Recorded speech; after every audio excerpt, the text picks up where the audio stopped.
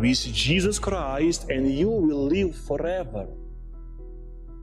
That's Sermons for Everyday Living, weekdays from 6 to 7 a.m. Eastern on the Station of the Cross.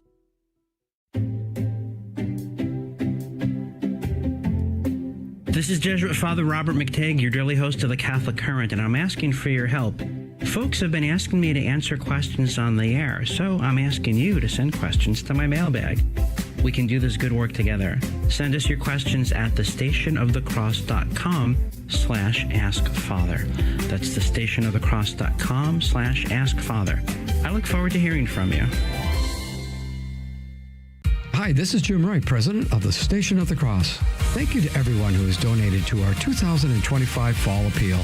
Please know that we are praying for your intentions every morning in our chapel. Through your generosity, we have made significant progress toward our goal. We still need to raise $270,000, and I humbly ask each listener to make a contribution today. Monthly pledges help us to make great progress because we apply the annual amount of your monthly gift toward our goal. Plus, when we reach our goal, we will receive an additional $50,000 from a generous benefactor to help us make an even greater impact.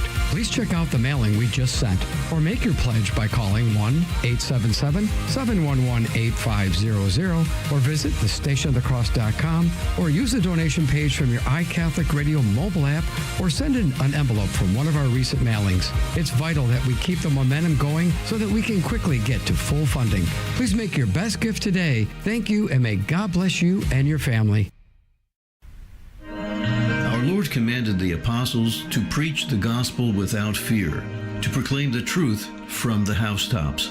Now From the Housetops Radio is a weekly program that features the same Catholic doctrine, devotion, and inspiration published for over 45 years in From the Housetops magazine. Produced by the slaves of the Immaculate Heart of Mary at St. Benedict Center in Still River, Massachusetts, From the Housetops offers inspirational lives of the saints, guidance from the great masters of the spiritual life, reflections on the liturgical year, church history, apologetics, commentary on current events, and much more. Now you can tune in weekly to From the Housetops Radio. Join us every Saturday at 6 p.m. right here on the Station of the Cross Catholic Media Network. That's From the Housetops, Saturdays at 6 p.m. Hi, Joe McClane here, host of A Catholic Take, heard on the Station of the Cross each weekday morning at 7 a.m. Eastern. A bold synthesis of information and inspiration, keeping you up to date on the news and issues that you may have missed from a courageous Catholic perspective. That's A Catholic Take, weekday morning, 7 a.m. right here on the Station of the Cross and the free iCatholic Radio mobile app. Download it today. God love you.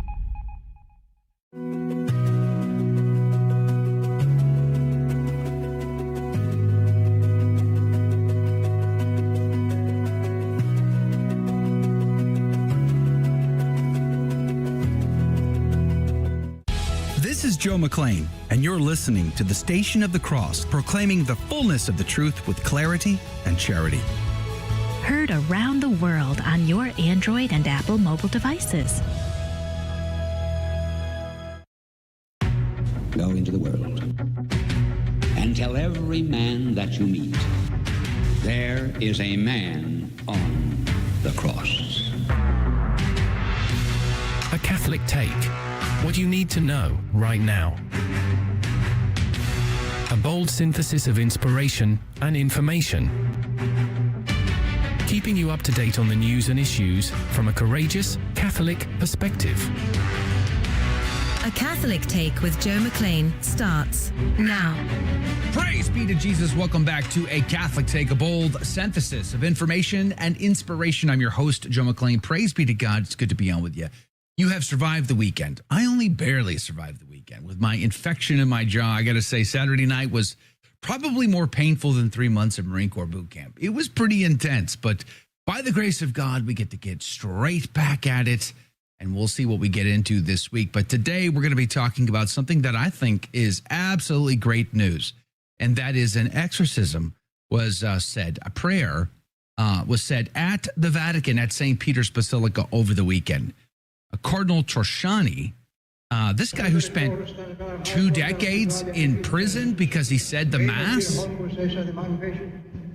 he said this exorcism prayer that goes back to Leo XIII on over the weekend, along with the return of the traditional Latin Mass at St. Peter's at the altar of the chair of St. Peter. Beautiful, beautiful. We're going to be talking about all of this with Mike Koeniger, friend of the show, at 14 past the hour. So that's what's going to be on the team today. Also, we're going to have Dr. Mark Nowakowski on. He is a composer, a Catholic thinker, and he writes a lot about theology and music and culture, art. He's got an article over at 1 Peter 5, Leo XIV and the post-Francis thaw.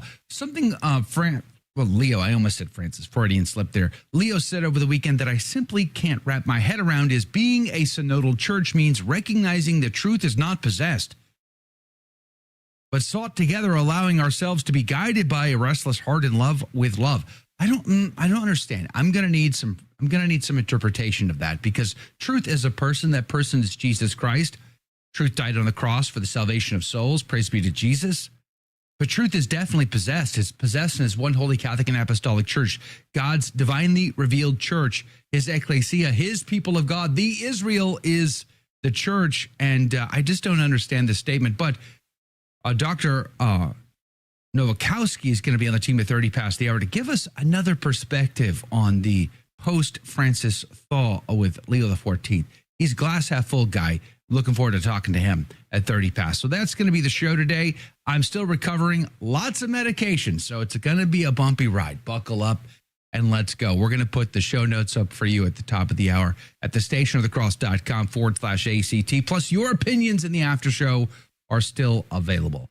Let's get going. In the name of the Father, the Son, and the Holy Ghost, amen.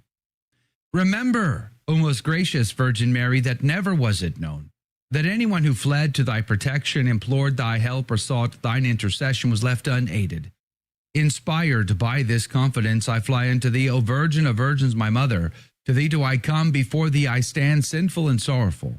O Mother of the Word incarnate, despise not my petitions, but in thy mercy hear and answer me.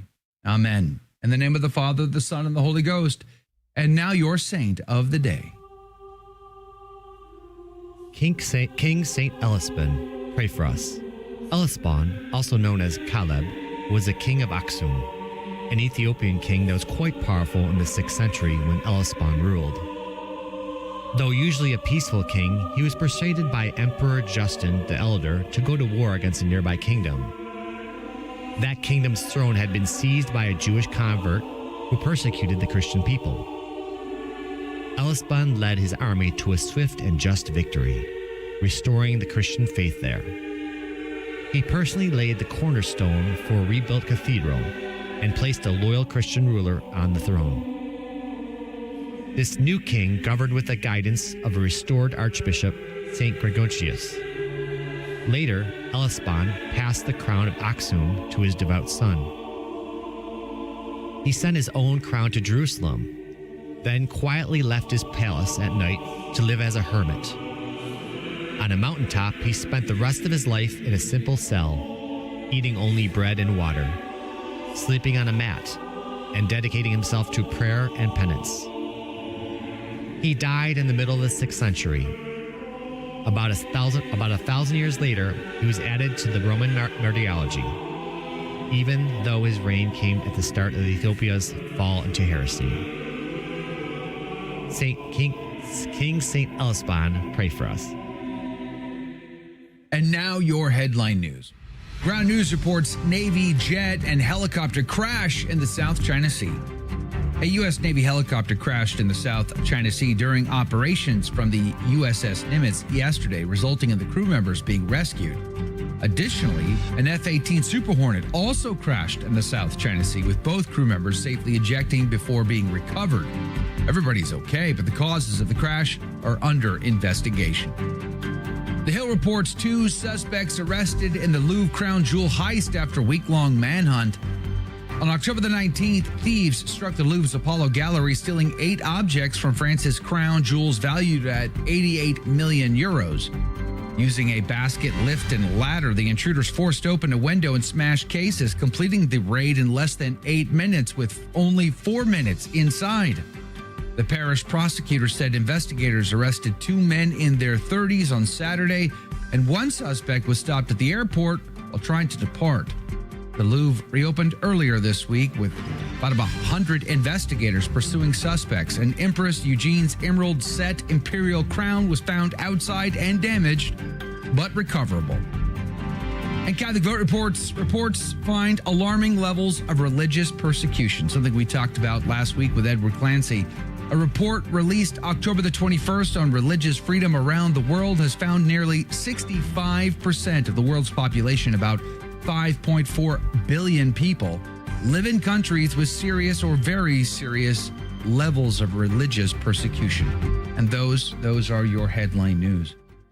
The gospel today comes to us from Luke chapter 13, verses 10 through 17. And he was teaching in their synagogue on the Sabbath. And behold, there was a woman who had a spirit of infirmity 18 years. And she was bowed together, neither could she look upwards at all. Whom when Jesus saw, he called her unto him and said to her, Woman, thou art delivered from thy infirmity. And he laid his hands upon her, and immediately she was made straight, and glorified God. And the ruler of the synagogue, being angry that Jesus had healed on the Sabbath, answering, said to the multitude, 6 days there are wherein you ought to work. In them therefore come and be healed, and not on the Sabbath day. And the Lord answering him said, Ye hypocrites, doth not every one of you on the Sabbath day loose his ox or his ass from the manger and lead them to water? And ought not this daughter of Abraham, whom Satan hath bound, lo, these 18 years, be loosed from this bond on the Sabbath day? And when he said these things, all his adversaries were ashamed, and all the people rejoiced for all their things that were gloriously done by him. The Gospel of the Lord. Laus tibi Christi. My camera's gone out and it's thrown us for a loop at the back end, but we'll just keep cruising. We'll figure it out.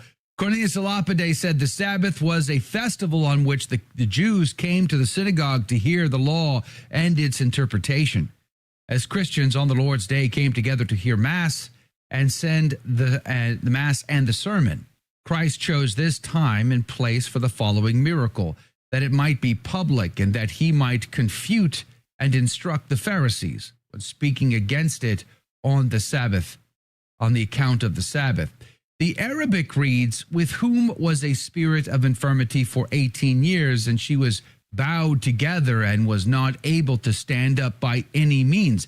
Now, this should remind you of the king in Babylon during the exile there, when the Jews were brought under army, their temple destroyed. This is the time of David the prophet, or Daniel the prophet, rather. That king was also allowed by God to be harassed by a demon and made to be like a beast, looking at the earth and never looking up. Cornelius a Lapide reminds us here, and she was bowed together, looking towards the ground, crooked, with her head and back bent downwards. Nay, she was less able than a beast to look up at the sun and the heavens. But we must always look down at the rocks and the earth. For at the creation of Genesis chapter 1, we should be grateful that we, unlike the beast, can not only look up, but we can look up and give God praise. What a gift, not to be taken for granted. For Christ seems to have done two things at the same time, to have laid his hands upon her and so healed her, and to have said, thou art loosed. He said, thou art loosed, and not I loose thee, to sharpen the woman's faith. For Christ often ascribes healing and salvation to his touch, to show the virtue of his word and contact. For in the same moment in which he touched this woman, he he healed her. There was a divine virtue, says St. Cyril in the Golden Thread, in the flesh of Christ, by which in an instant he worked great and wonderful miracles. As when he said, "This is my body," he transmuted the bread into his body, and he transubstantiates it daily in the Mass. For to have said, "This is my body," is to have made it so, and in the words he spake, and it was done. He spoke, and it was done, just like when he commanded Moses to speak, and water would come from the rock. When God says a word, it actually happens. We must trust his word and give God praise, and not take for granted that we can look up, and praise be to God for all his glory. We'll be back in 2 minutes. Don't go anywhere. Tired of your phone bills supporting who knows what? iCatholic Mobile is a 5G provider that supports what matters to you. With iCatholic Mobile, every call, text, and even that group chat you can't escape helps support the Station of the Cross. It's a network that connects you to what's good for both your soul and your wallet. More information is available at iCatholicMobile.com. iCatholic Mobile underwrites with the Station of the Cross. Download the app to take our programming with you wherever you go. Hear what listeners are saying about the regularly updated iCatholic Radio app. The programs on iCatholic Radio are uplifting, educational, and have served to deepen my faith as a Catholic. Thank you for this amazing station. Download the free iCatholic Radio app in your Android or Apple store today. Please consider giving us a 5-star review or telling a friend about it. A prayer to the Sacred Heart that St. Gertrude the Great wrote. I salute thee, O Sacred Heart of Jesus, living and vivifying source of eternal life, infinite treasure of the divinity, ardent furnace of divine love. Thou art the place of my repose and my refuge. Enkindle in my heart the fire of that ardent love with which thine own is inflamed. Pour into my heart the great graces of which thine is the source, and grant that my heart may be so closely united to thine, that thy will may be mine, and that my will may be eternally conformed to thine, since I desire that henceforth thy holy will may be the rule of all my desires and all my actions. Amen.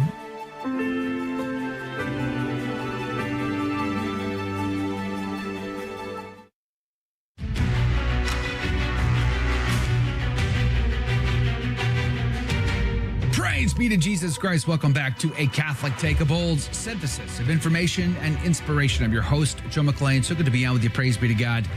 Hey, coming up at 30 past the hour, Dr. Mark Nowakowski is due to stop by to talk about his 1 Peter 5 article, Leo XIV in the Post-Francis Thaw. That's coming up on the show. But I don't know if you caught it, but over the weekend, there was an exorcism prayed at St. Peter's Basilica by a cardinal who had spent some 2 decades in prison. His crime, saying the Mass. It's pretty powerful stuff. We're going to link to the video for this for you in the show notes today. But here to join us to talk about it is a good friend of the show, Mike Koeniger. Mike, good morning to you. Thanks for hanging out. Thanks for being on the team. Hey, happy Monday, Joe. Dias Vault. What a beautiful, beautiful Mass at the Basilica, right? I was stunned. Michael Matt on X was doing real-time reporting, and I was watching it with a lot of interest. And by the way, there was also a Mass, wait for it, Latin Mass at the Archdiocese of Washington, D.C. yesterday as well. So really? About 1,000 people showed up to that one. So, wow. There was also a big, giant Mass at Lourdes for the SSPX's pilgrimage, and thousands of people showed up to that as well. And the great part of the story was not only these are Michael Matt's numbers, about 2,000 people showed up at the Basilica for this Mass. There were 3 cardinals present. Over 200 ordained men came to celebrate that Mass in St. Peter's. I found that to be moving. And the story about, was he Romanian? The Romanian priest, the cardinal, Romanian cardinal who did the exorcism. That almost moved me to tears when I read that story about what that man went through, and Right. what a great man he is. Yeah, Cardinal Ernst Simoni Troshani. Hopefully I said that correct. 97 years old, by the way. And the prayer that he prayed, the exorcism prayer, was composed by Leo XIII back in 1890. Pretty powerful optics in that.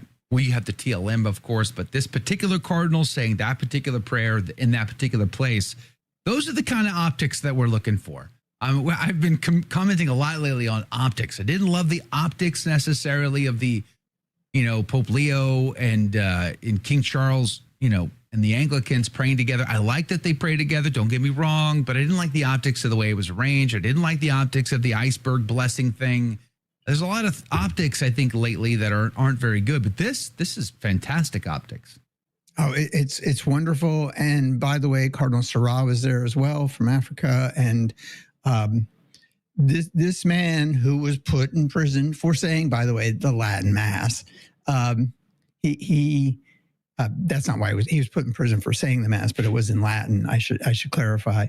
Yeah, they had made the Mass illegal in his country, right? And he was arrested for saying the Mass, and then made him do the lowest of all work is honorable, but they made him work in the sewers essentially for his entire prison term, and then continued to make him work in the sewers after he got out of prison. It was his whole story is fascinating. I hope to goodness there's a book coming out soon. But yeah, I found this all of this weekend to be quite remarkable, Joe. I knew and know and as a participant in it, know the Latin Mass is on fire, particularly amongst people that are much, much, much younger than you and I, Joe. And yes, I did have to get that in there. But it's also amazing that so many of our priests, young priests, and so many of the ordained men are really moved by this Mass as well.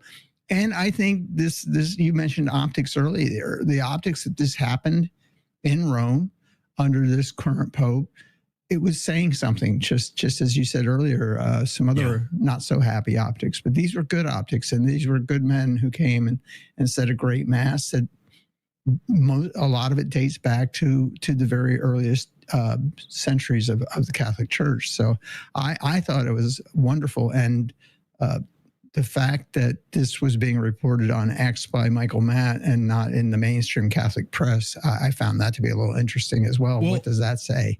Interesting that you bring up the press, because I saw over the weekend, I think even Michael Matt made mention of this in a video on X, but also Nico Spontoni over at the New Daily Compass, he's got an article about this event. Seats sold out for the return of the ancient rite to St. Peter's. I'm going to link to it in the show notes today. But he talks about not only was it sold out, standing room only, thousands of people. And I've been in that building, I don't know, 3 times, maybe 4 or 5 times, St. Peter's Basilica at the Vatican. And it's a massive structure. I mean, I don't know how many people fit in that place, but it's quite large. So it was a sold out, standing room only TLM. So maybe they limited the number or whatever, because that's literally thousands of people. But he also talks about the press in this article. There were press there, and they thought that was interesting, that so many press had shown up for a traditional Latin Mass. That's not usual, but press from all over the world did capture it. Now, whether they're going to report on it or not, I want to say the New York Times has already made mention of this particular event. It's kind of a big deal, and definitely sort of a nod and a move in the right direction. Like, this is something we should celebrate and be happy about in the current conversation between the traditional Latin Mass, Fiducia Supplicans, and all this other stuff, Traditionis Custodes, all the debates we've ever had with either Francis and now Leo XIV. This is something to celebrate. I agree 100%, Joe. And maybe we'll start seeing some reports trickling out today because it was just yesterday. And we can hope and pray that happens. I think the statement there is there. You know, Cardinal Burke said this Mass. Michael Matt reported that the Basilica was full and that where people were standing outside of the Basilica trying to just see the Mass, overflow crowd out there of several hundred, according to him. And I found this all it's good news, Joe. We always talk about the bad news every Monday morning, and today we get to talk about good news. Some really good news. And hopefully this is leading towards a thaw from the Vatican regarding the Latin Mass, while we're seeing, I think it's the Diocese of Knoxville and Charlotte suppressing the Latin Mass.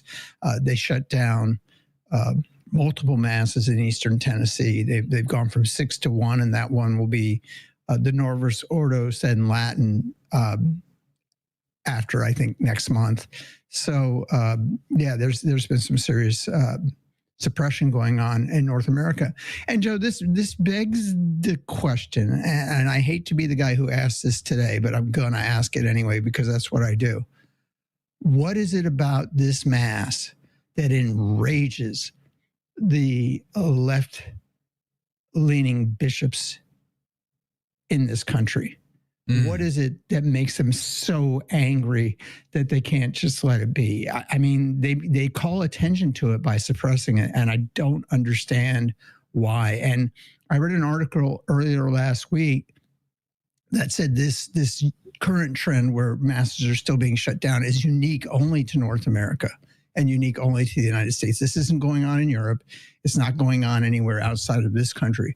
What is it about this Mass that enrages some of our bishops, and why do they suppress it so with such vengeance? I mean, what's going on in Charlotte is sad. These were thriving communities that were alive, and right.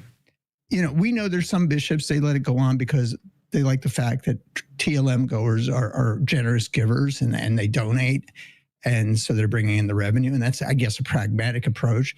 There are other bishops, like the bishop up in Connecticut, and several, and this is a lot of bishops who love the Latin Mass and wanted to coexist right alongside the Norvis Ordo.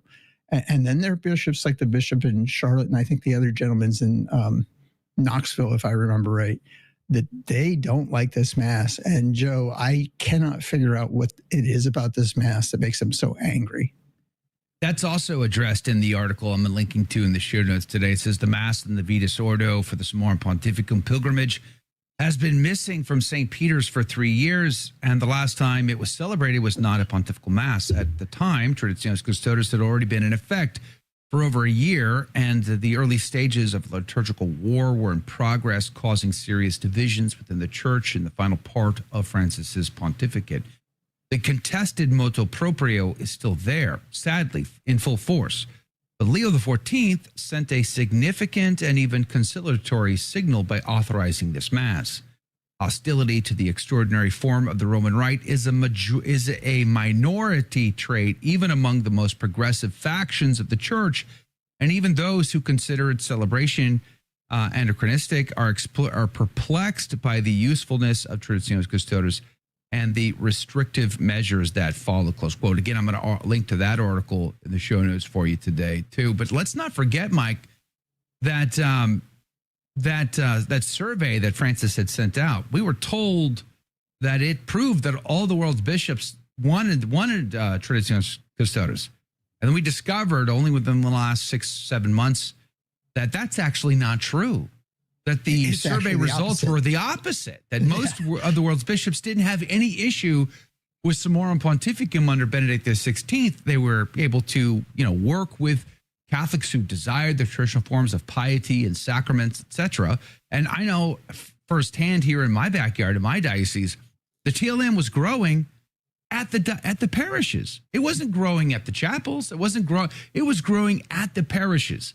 They were filling diocesan parish parking lots. They were putting money in the diocesan baskets every Sunday, and they were growing there. They were being exposed to it at the parish.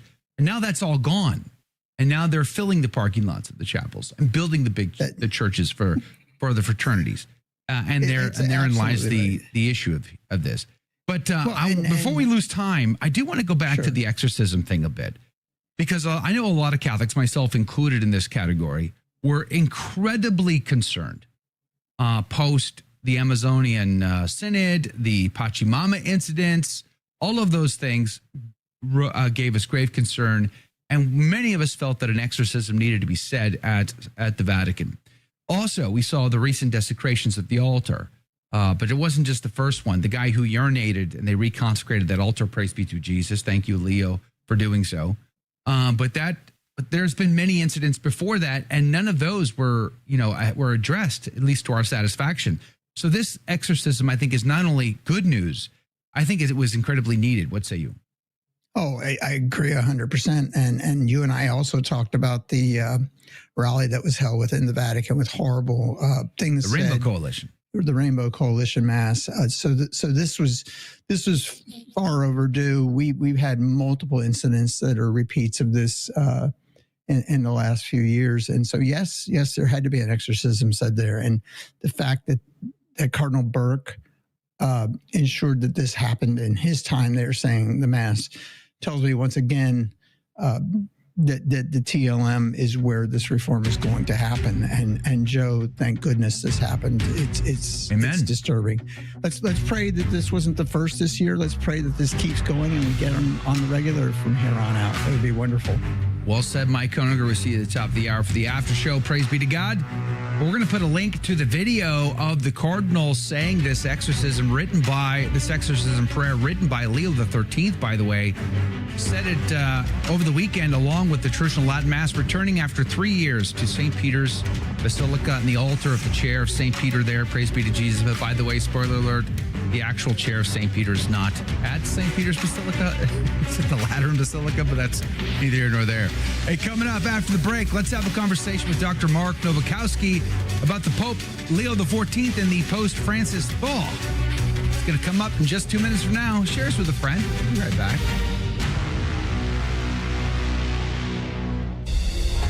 I'm Jim Havens, host of The Simple Truth, heard weekdays at 4 p.m. Eastern on the Station of the Cross Catholic Media Network. This is kind of the playbook of how the culture has been so decimated and destroyed. I think the most important thing is to just recognize how much we have been manipulated. I've come to see anytime Christianity and Judaism are weak, the occult just fills in. It's like the jungle. The weeds just come in, and that's what fills the gaps. That's The Simple Truth, weekdays at 4 p.m. Eastern on the Station of the Cross. The Catholic Current, bringing Christ to the world and the world to Christ. I think we have to go into prayer knowing that we're being contested for. Oh, yes.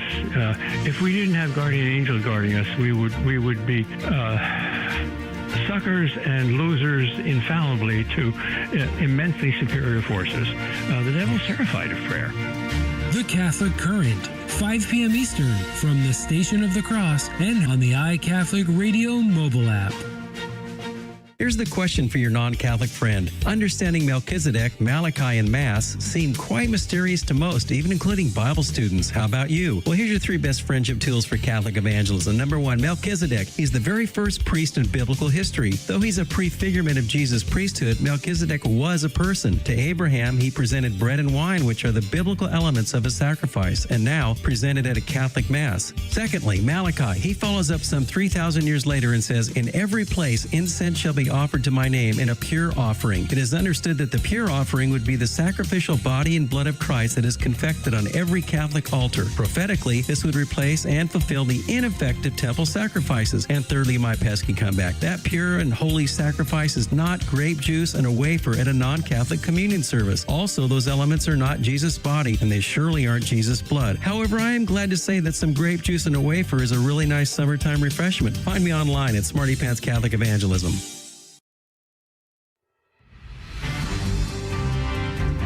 Praise be to Jesus Christ. Welcome back to A Catholic Take, a bold synthesis of information and inspiration. I'm your host, Joe McClane, and here are your headline news.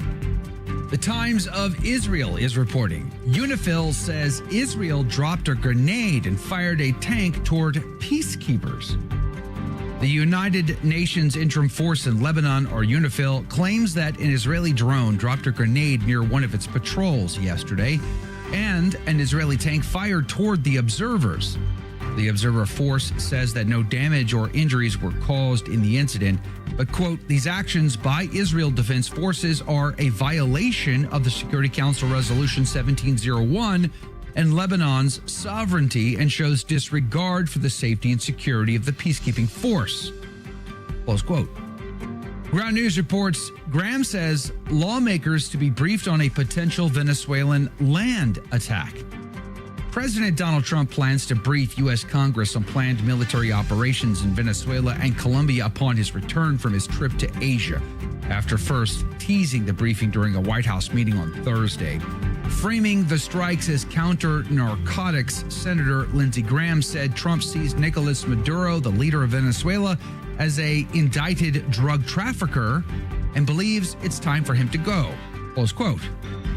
And Catholic Vote reports admin to reverse Biden illegal migrant abortion rule. The Trump admin is moving to roll back a Biden-era regulation that allows taxpayer dollars to pay for unaccompanied illegal alien children in the United States to travel to get abortions. And those are your headline news. Praise be to God in all things. Dr. Mark Nowakowski is joining us. He is a professor of music, a scholar, and a composer, and his work has been heard internationally and all over the world. He's written for also many articles, one of which is 1 Peter 5, 1peter5.com. He's got an article there I'm going to link to, Leo XIV and the Post-Francis Thaw. Good morning to you, Dr. Nowakowski. We appreciate your time. Good morning to you. Thank you for having me on. When I read your article, you seem like a glass half full guy, very reasonable. I tend to be the opposite on that spectrum. I tend to be very pessimistic and sarcastic, and maybe I even think the worst of a lot of people in the hierarchy of the church. And so it's good to be balanced, and that's why I've invited you on. I want to get into when you saw the iceberg thing. That seems to be what's really motivated you to write this particular article. But I want to put one fire on the log, or one log on the fire, so to speak, rather, and just maybe you can give us your take based on that. And that's something that was just recently said over the weekend. I'm going to quote it, and this is from His Holiness Pope Leo XIV. Quote, being a synodal church means recognizing that truth is not possessed, but sought together, allowing ourselves to be guided by a restless heart in love with love, close quote. I got to be honest with you, Dr. Nowakowski, it's statements like this that make me scratch my head. I need someone to I don't know what language he's speaking. I don't understand this. Truth is a person. That person is Jesus. And truth is possessed by his one holy Catholic and Apostolic Church. There's a lot of us that are struggling with this. And all we are seeing is like flashbacks to the last 13 years under Pope Francis. What do you see?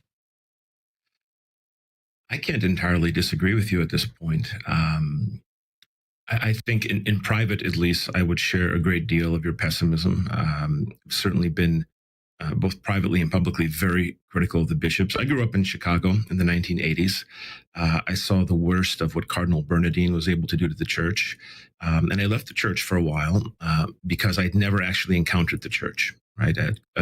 My parents, they were Polish immigrants. They shelled out for 12 years of Catholic schooling. And by the end, I just thought the church was a parody of itself. Right? And when I returned to the church towards the end of my college years, I had a friend of mine who was in seminary at the FSSP, and he took me up to St. John Cantius there. Right? He said, you have to see this. You have to see this Latin Mass.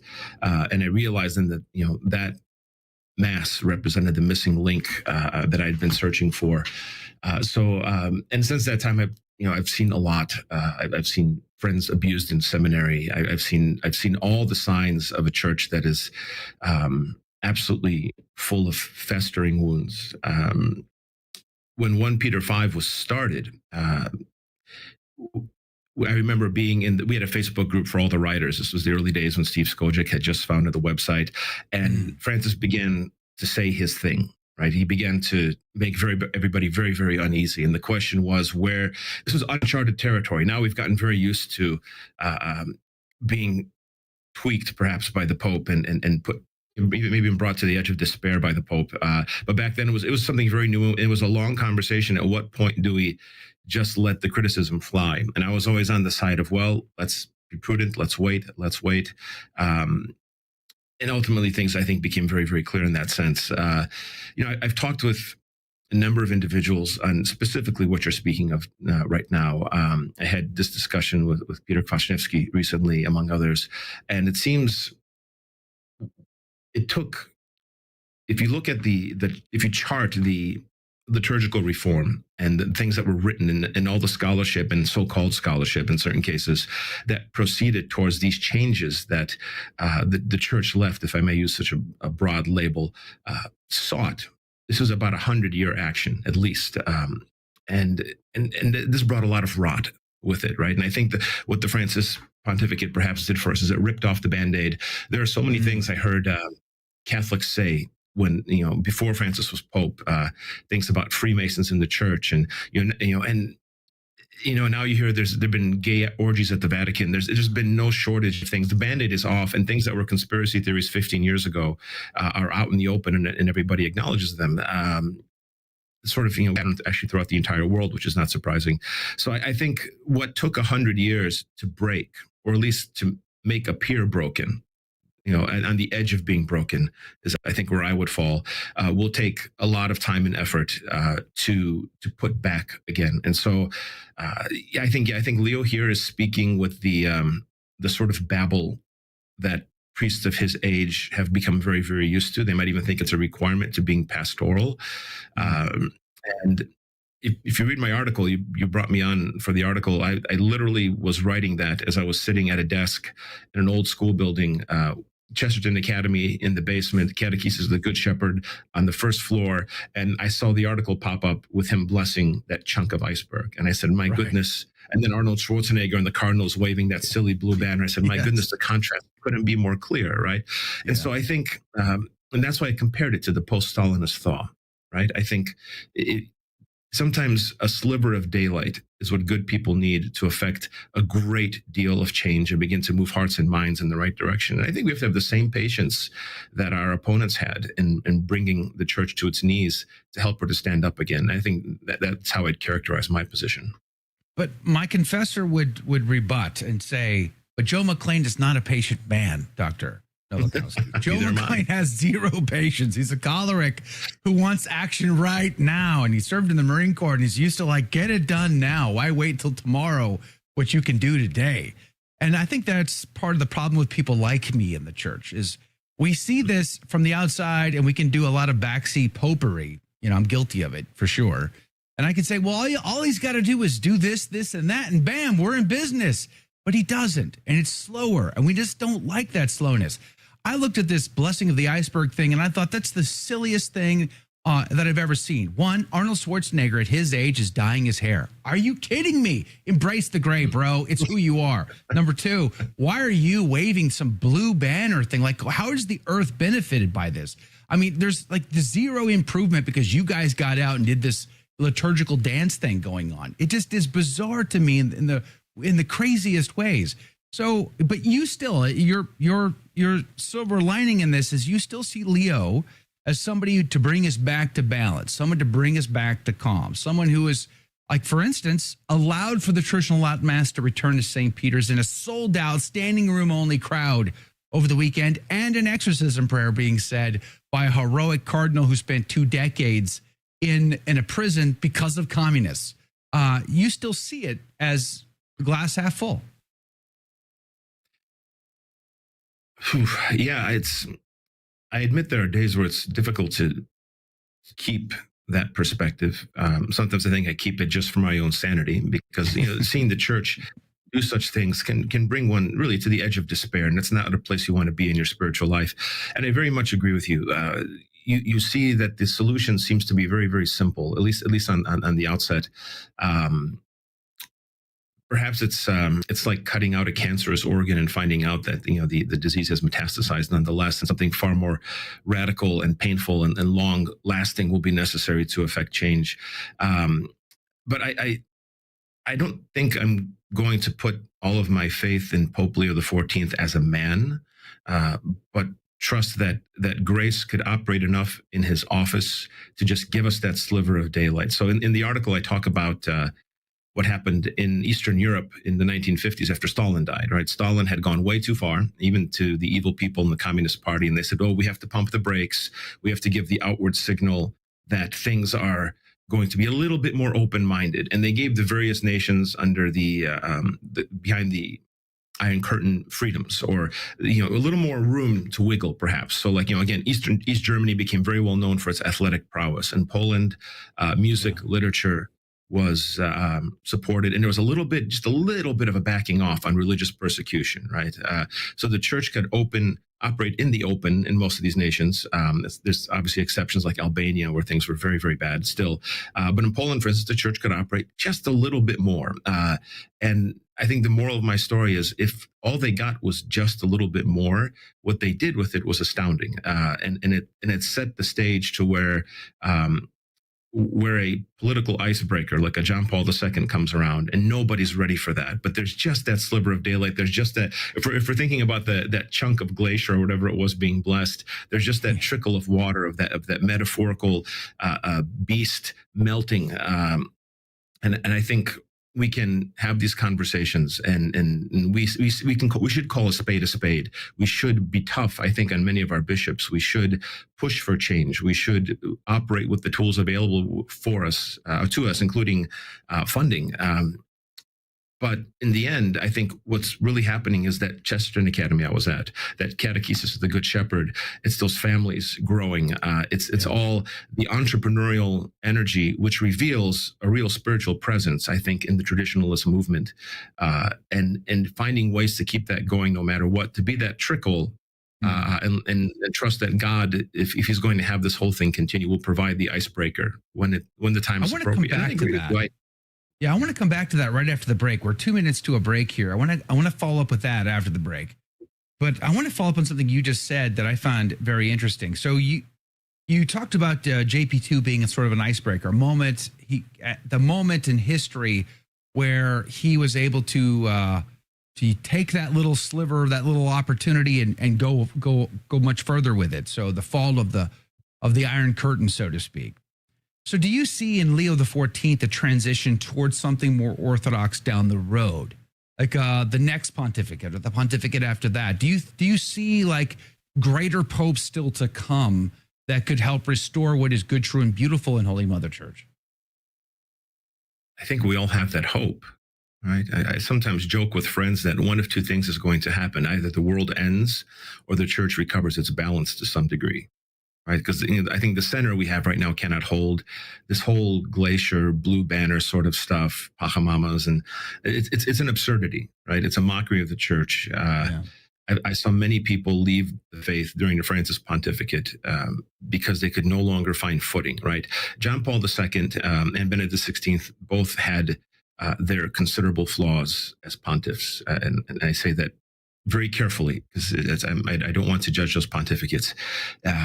But there was still some kind of safe harbor, right? You would not be necessarily punished for being Catholic under those pontificates. And when that safety net perhaps was removed, I saw a lot of despair creep into a lot of people. A lot of people lost their faith. There's many public instances that we both know of, right? So is it going to be Leo, the man? I don't know. But I think if this is to continue, the office will have its day. The glass half full, I think, is a very interesting perspective. The silver lining is important for us to see, especially if, for people like me who tend to get very frustrated and angry and impatient with some of the things we're seeing here. But it's part of what he says in the article, Dr. Nowakowski, that we're linking to for you today, that I think is also very inspirational. That is, no matter how bad things are in the hierarchy of the church, there's still something that you and I can do about that. And that is to live good, true, and beautiful lives.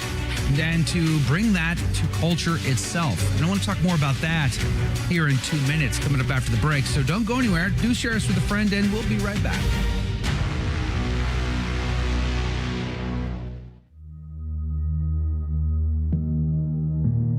Let us pray along with Raymond Leo Cardinal Burke for His Holiness Pope Leo XIV. In the name of the Father, and of the Son, and of the Holy Spirit. Amen. O Holy Virgin Mary, Mother of the Lord of heaven and of earth, Our Lady of Guadalupe, guide and protect the Roman Pontiff Pope Leo XIV. Through your intercession, may he receive in abundance the grace of the successor of St. Peter, the perpetual and visible source and foundation of the unity of our bishops and of all our brothers and sisters in the mystical body of your divine Son. Unite Pope Leo's heart to your Immaculate Heart, leading him to rest his heart ever more securely in the glorious pure start of Jesus, so that he may confirm us in the Catholic faith, in the worship of God in spirit and truth, and in a good and holy Christian life. In the tumult of the present time, keep Pope Leo securely within the hollow of your mantle, in the crossing of your arms, protecting him from Satan, the father of lies, and from every evil spirit. Implore our Lord to grant him in particular the wisdom and courage to be a true shepherd of the Church throughout the world. With you, I place all my trust in Christ, the Good Shepherd, who alone is our help and salvation. Amen. Heart of Jesus, formed by the Holy Spirit in the womb of the Virgin Mother, have mercy upon us. Our Lady of Guadalupe, Queen of the Apostles, pray for us. Saints Peter and Paul, pray for us. Pope Saint Leo the Great, pray for us. In the name of the Father, and of the Son, and of the Holy Spirit. Amen.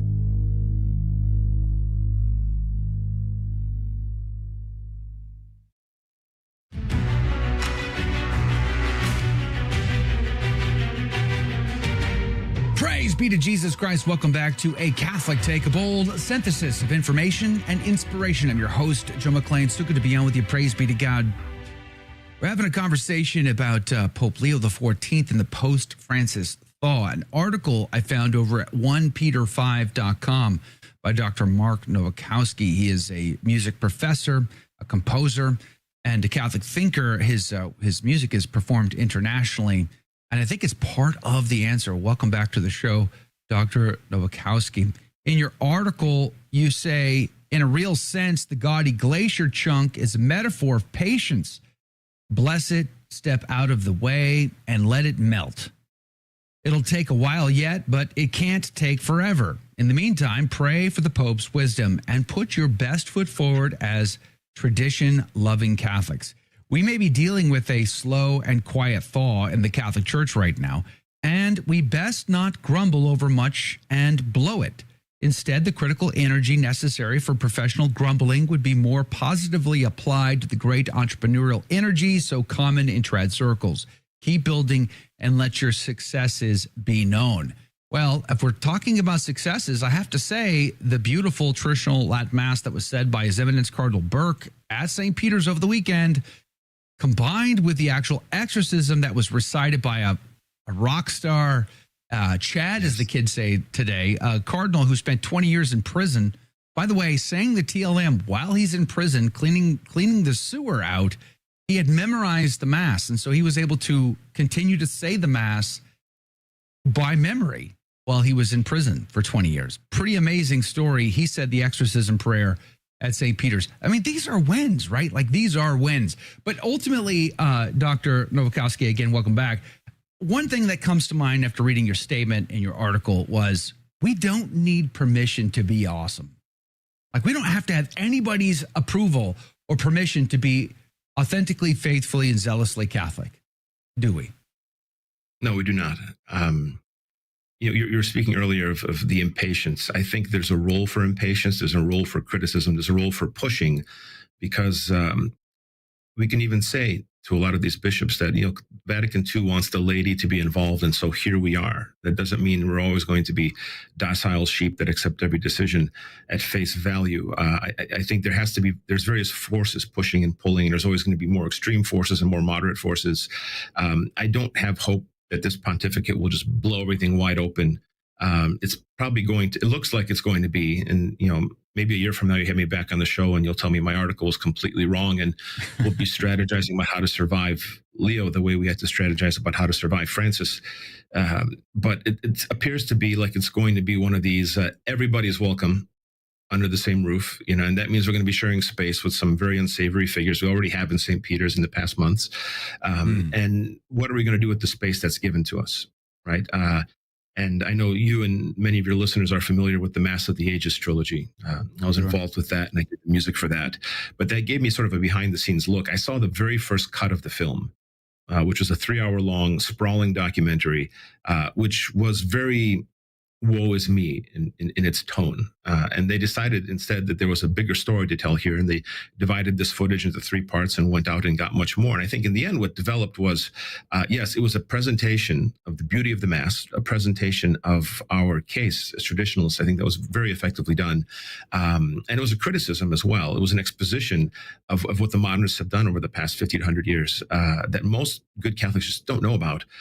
But I think what made it so effective and made it move people is it was also a story of normal people from 1976 through the modern day who in their own way had fought to preserve the Church of Truth, Beauty, and Goodness wherever they happen to be planted, right? And I think that's the story. I'm from Chicago. I can't go up and knock on Supich's door and make him change anything, beg him to retire sooner. And I can't hope that Pope Leo sends somebody decent to replace him. But I can do my work well, and I can seek opportunities to build up Catholic culture wherever I'm at. My hope really comes from what I'm seeing in seminaries, not so much from the teachers, but the men that are there. I think there's a thaw happening. I think also you can think of the Jews in the desert after the Exodus, right? And they could have made that trip pretty quickly, but God gave them quite the long trip. And then they got bitter. Then they grumbled. Then they expected things to be handed to them. And they got sent for another loop until that generation died away. And so I always tell my friends who are traditionalists, I say, let's be really good Jews in the desert, right? Let's not reach for the golden calf in any way. Let's not grumble in a way that's ungrateful. Let's just bear the burden that's been given to us, because this is the burden of our time. We have to fight this fight well. And again, there's a difference between grumbling and criticism. Criticism is very necessary. We have to tell the truth. We have to call a spade a spade.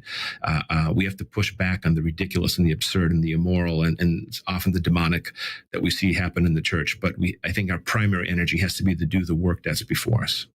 Amen. Well said. I often think about how beauty works in the hearts and minds of strangers. Something I've said, I have a friend who plays for the Houston Symphony, plays the violin for the Houston Symphony. He and I have had this conversation before. And it is my theory that when you play something beautiful, that every human being, no matter their background, their cultural, whatever, they come from or whatever music they're into, when I think every human hears something beautiful, they know it in their heart. They know it instinctively. And they pause and they take it in. Whether it's the music they would listen to any day or every day or never, they will still pause and they'll take it in. That's the power of beauty, which is, I think, why I found your article so intriguing, because you write music, because you compose, and you're used to composing in beautiful, sacred music, where most humans don't live in that space and they're not used to it. But we're looking at the traditional Latin Mass pictures from this weekend at St. Peter's, and it's a packed house. I mean, the place was packed. That's an amazing testimony to the power of the good, the true, and the beautiful, which is something I wanted to follow up on before we run out of time. Is just that, like, if we doubled and tripled down on doing things that are intrinsically beautiful, music, art, culture, Marian processions in public to be seen, to be experienced, to be encountered. I've been in processions in downtown Milwaukee where strangers would stop and get on their knees when the Eucharist passed by. Like cars would pause and people would get out of their cars. Like this is a secret weapon that we need to double and triple down on, don't we? Indeed. If you look at the history of the 20th century, as the church was being corrupted, perhaps occupied, the same thing happened in the arts, right? People assume nowadays all artists are necessarily weird, and the arts are the domain of the far left, right? In conservatism, traditionalism, and the arts don't walk along the same path.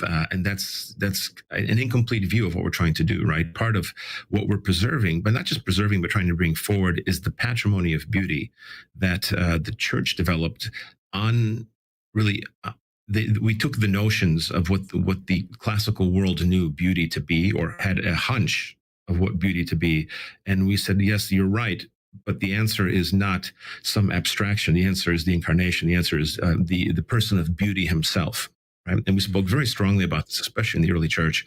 And then, through the medieval ages and through the Renaissance, there wasn't a lot of discussion about beauty because the church was simply doing beauty. It was doing a whole lot of it.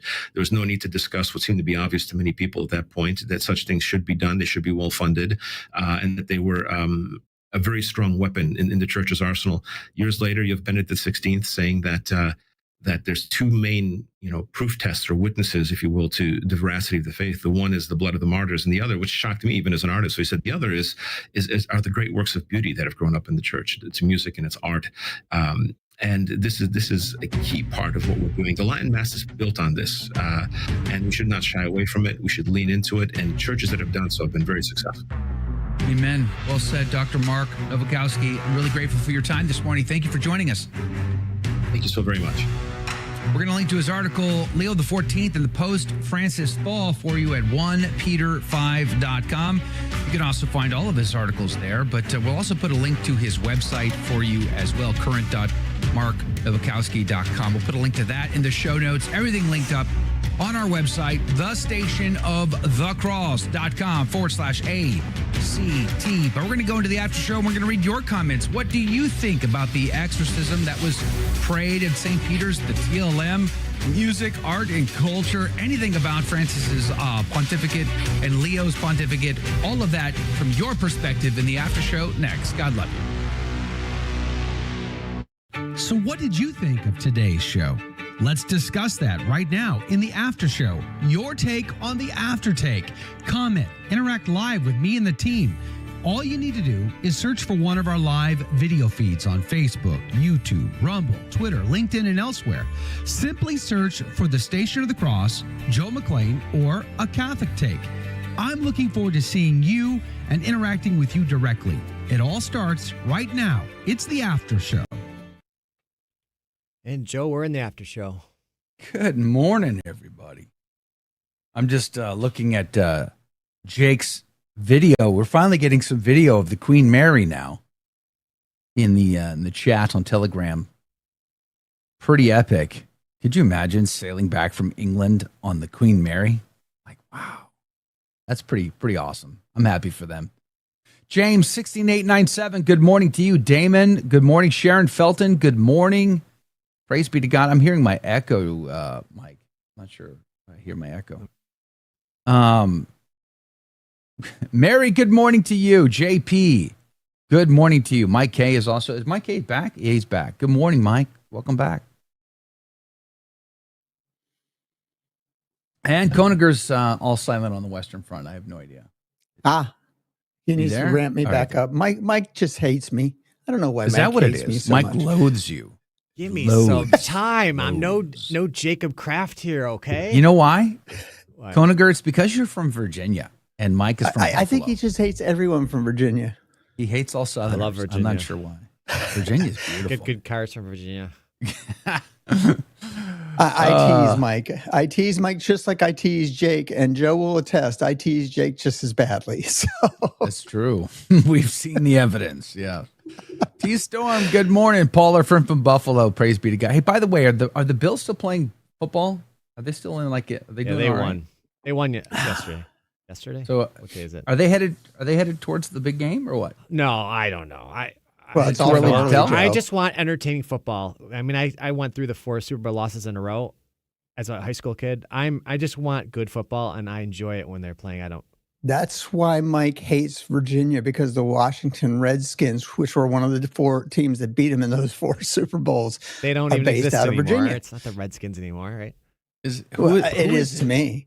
The Washington Remember, Redskins. I'm a traditional guy. I haven't heard that in a long time. Holy smokes. Who remembers the Redskins? Nick, They're still the Redskins. Good morning to you, Gus. Gus, buenos dias. Good morning to you. Viva Cristo Rey, my friend. Liz Finch, good morning. Eileen, good morning. Yvonne, good morning. I still owe you a prize, Yvonne. Mea culpa. This whole infection thing in my jaw is just, it's crushed me again, so I'm working on it. I'm sorry. I'll make up, I promise.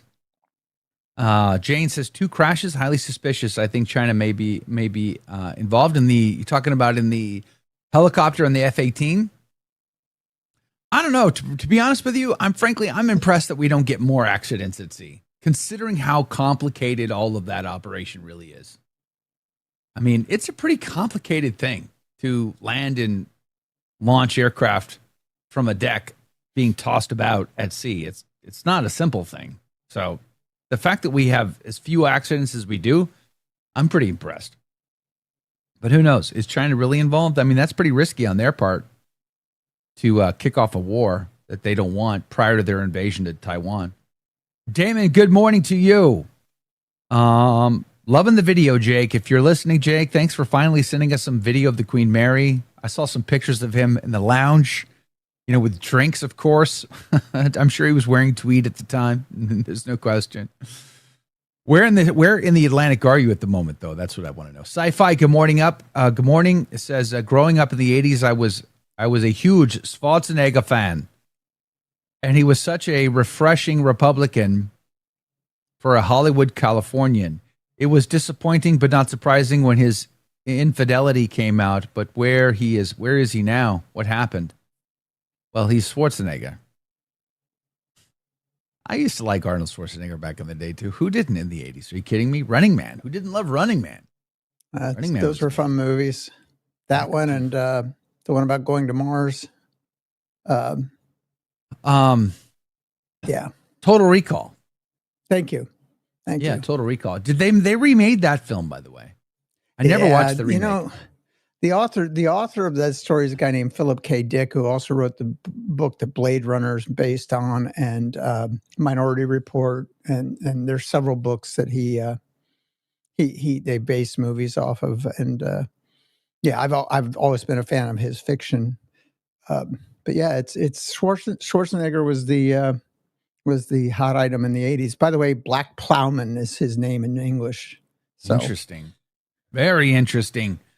Hey, the Catholic Chiropractor is back. Praise be to God. Says, I worked on the flight deck for a carrier for 3 years. Launch and recovery are just controlled crashes. This is my point. I mean, yep. It's utter chaos out there. And the fact that they'll do it at nighttime, they'll do it in pitching seas. I mean, that's pretty amazing stuff. I'm going to be honest with you. I'm pretty impressed that more people aren't dying. I don't know. It was an F-18, right? That's an old airframe. That's been around since the early 80s. It was a helicopter and an F-18, yeah. Yeah, that F-18's been around since the early 80s. In one of my prior flying aircraft. Avionics. Some of these aircraft have been flying for many decades. I mean, the B-52 is really old. B-52 is a shining example, but the CH-53, the big C-9 helicopter, their big one, that's been around for 50 years. I mean, the CH-46, the H-3 is still flying. The H-16 is still flying. They just duct tape them and put them back up. And like I said many times, when I was in the Marine Corps, if those things weren't leaking hydraulic fluid, then they were not safe.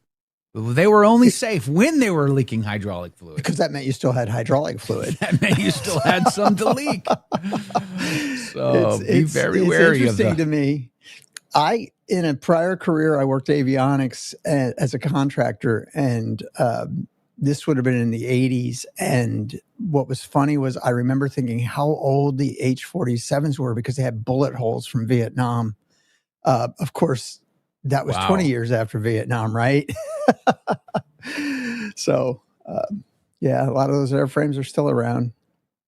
Yeah, it's pretty amazing stuff. I don't know. I don't know what the cause of those accidents were. And I think it is suspicious that they were both in the same day. But, accidents do happen. It's a thing. So, I mean, is it China? I don't know. I think we're going to find out. Flying is else. Dangerous, Joe. And it's always been dangerous, particularly combat flying. Yeah. And you think about how many, what was the attrition rate on B-17 pilots in World War II? Like half of them? Well, that's different. They were being shot at all the time. Well, but the point is, it wasn't just that. It was mechanical failure. It was all kinds of things that would happen. There were planes. You're of my vintage. You're of my vintage. You remember back when in the 80s, when every year there'd be one or two or multiple stories of big, giant passenger aircraft slamming into the ground and everybody dying? Yeah, now it's a rarity. Now you almost never hear of that. And if you do, it's because of some plane out of India, some plane out of Africa, some plane like that. But it's almost never a case. I mean, it does happen, but it's super rare now. When I was a kid, it was like every year there were always big stories of the entire aircraft just falling out of the sky because, I don't know, something. It's amazing how safe air flight transportation has become. There was a KLM plane that got hit on the runway, and that is the reason why you're not allowed to unbuckle your seat belts until you hit the gate, because everyone was standing in the aisle waiting to get off the plane as they were taxiing up to the terminal. So, yeah, I mean, they've we used to have a saying in the military, I'm sure you did too, where lessons learned with blood. Somebody died, and that's why we don't do that anymore. Well, that's the history of aviation, Joe. Somebody died, and we don't do that anymore. And right. I think, to your point that you made at the very beginning when we started talking about this story, aircraft carriers are very, very dangerous places even today.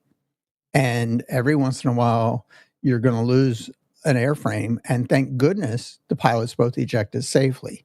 So Right. it is what it is. And by the way, there was a time when the pilot would have gone down with the plane because there was no way to eject, right? So Right. again, lessons learned in blood. And I don't mean to be crass, and I'm certainly not playing fast and loose with death. But these guys, all these pilots stand on the shoulders of those who came before them. And we need to recognize that. My parish priest when I was a boy, Father Harris, who I've talked about on this show before, was a navigator on B-17s. We were blessed to have him, if you think about it. Blessed to have him. Wow. And after the war, he spent several years in Germany living with a German family to get over the guilt he had for bombing missions that he had run. And by any metric, those were righteous bombing missions, right? He was on the good guy side. He wasn't on the bad guy side. So, Yeah. I mean, the history of aviation is really only 110 years old, and that it's something? remarkable what we do. It is pretty remarkable. By the way, Yvonne, good morning to you. Says, I found out yesterday that I'm going to be a grandma. I'm still in shock. Congratulations. I never thought that this would ever be. Please keep my daughter in prayer. Her name is Heather, and her husband's name is Ben. Please pray for Heather and Ben. Please pray for Yvonne. That is exciting and great news. Praise be to Jesus in all things. Congratulations, Yvonne. A grandparent. Oh, look who's on. What? No way. Jake from the Queen Mary. Good morning, Jake. What time of day is it for you? Where are you? Where in the world are you, by the way? It's 11 a.m. I'm in our lovely, comfortable stateroom here. But where in the world exactly? Yes, I can hear you. But like geographically, where? Well, we're in the Atlantic. We're in the north, somewhere in the North Atlantic. Somewhere in the North Atlantic. I haven't done a specific checkup on where exactly we are right now. But that's awesome. Praise be to God. Okay, basically, it's nice. The North It's nice Atlantic. to I think talk we to hit you. our northernmost point. Yes. Yeah. Let's talk to your I think wife. I want to say hello to you. I want to talk to your wife. She's busy. She's doing useful things. She's for our busy audience right now. Got it. Okay, she's saying a prayer for a social media influencer she likes. So hey, yes, he's going. Some social media guy she follows is attending the TLM for the first time. He's very happy. Really? Oh yeah, we should pray for him. Praise be to God. Yeah. Oh, yeah. Well, I mean, I wish we need another couple of hours here. Take us through the wedding. Like, what was that like for you? What was your takeaway from being married? Praise be to Jesus at the altar with the lovely Celine, and then of course, I mean, the epic of epic honeymoons you're on. Well, hang on. Is she here? No. Well, you can't hear what's showing going us on, your but quad. Celine, here's Celine. Hello, Celine saying hi. good morning. Yeah, there we Praise go. be to God. Yeah. Congratulations to you. The lovely Mrs. Kraft. But thank you. All right, I have to go through now what it was like getting married. It kind of just happened. Kind of just It went by very happened? quickly. Yeah, it kind of just like. Yeah. Okay, she's stealing one of my earbuds. Yeah, Here. she's Listen, like, what are we he didn't talking do about? any of the prep work, so he What do didn't you have mean any of the prep work? any stress.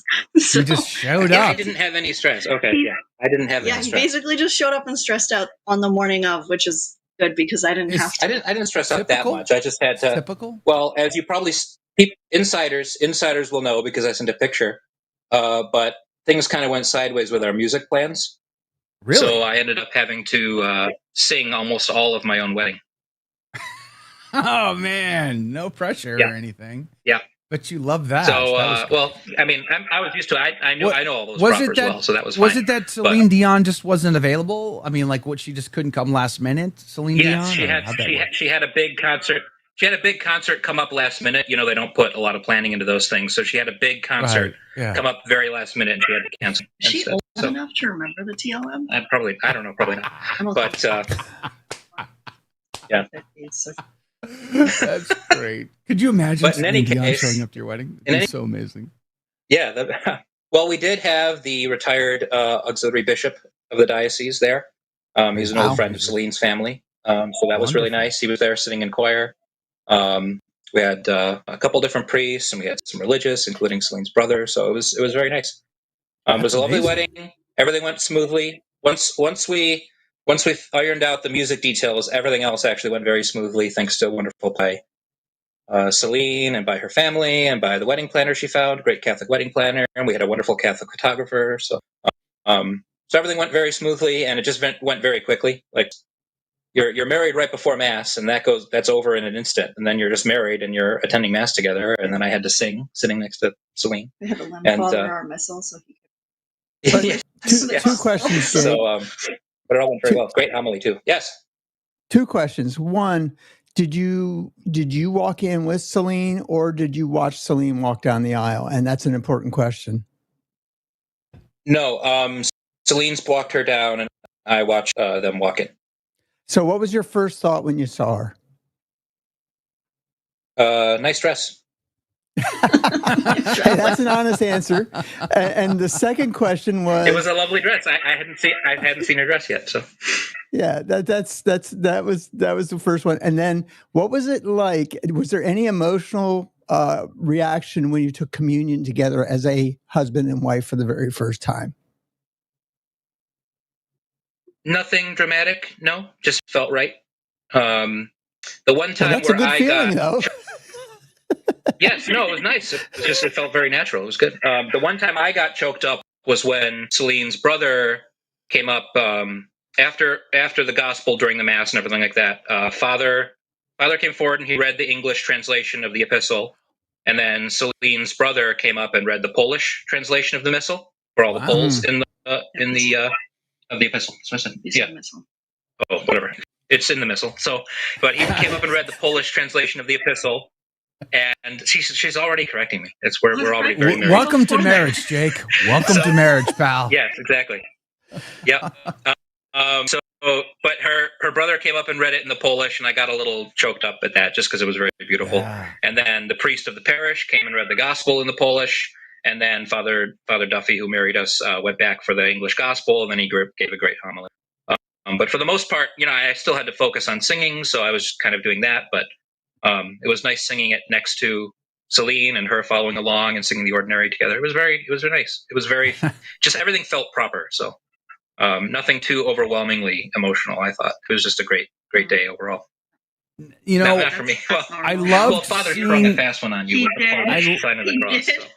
I love seeing some of the pictures of the party afterwards, because now there is documented evidence that your kids are going to one day grow up and really use against you at like your 60th wedding anniversary or something. Like, here's video of dad dancing on the day of their marriage. So it's praise be to God. We've got some documented footage from that too. Why will that be used against me? That'll be what we're teaching them to do. That makes him a cool dad. We were Celine and I were two of the last people off the dance floor. Exactly. We were the first ones on the dance floor. Father Augustine scolded us a little. He said, "You're supposed to be the first ones to leave, not the last ones." We're like, "No, we come from party families. We were having a great time." The first one to leave. So we were having a great time. The DJ loved us. The DJ loved all our music and our families and everything like that. So it was a great time.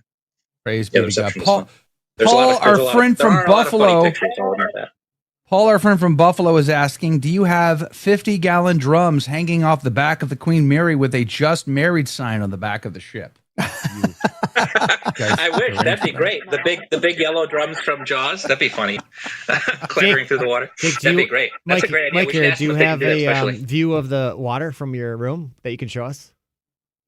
No, we're an inside stateroom, which is actually probably better because it's a little more stable in the middle of the ship compared to the out. Saturday was a little rough. We went out a little bit, but for the most part, we stayed in and just rested because We got a little. the seas were rough. We were a little queasy.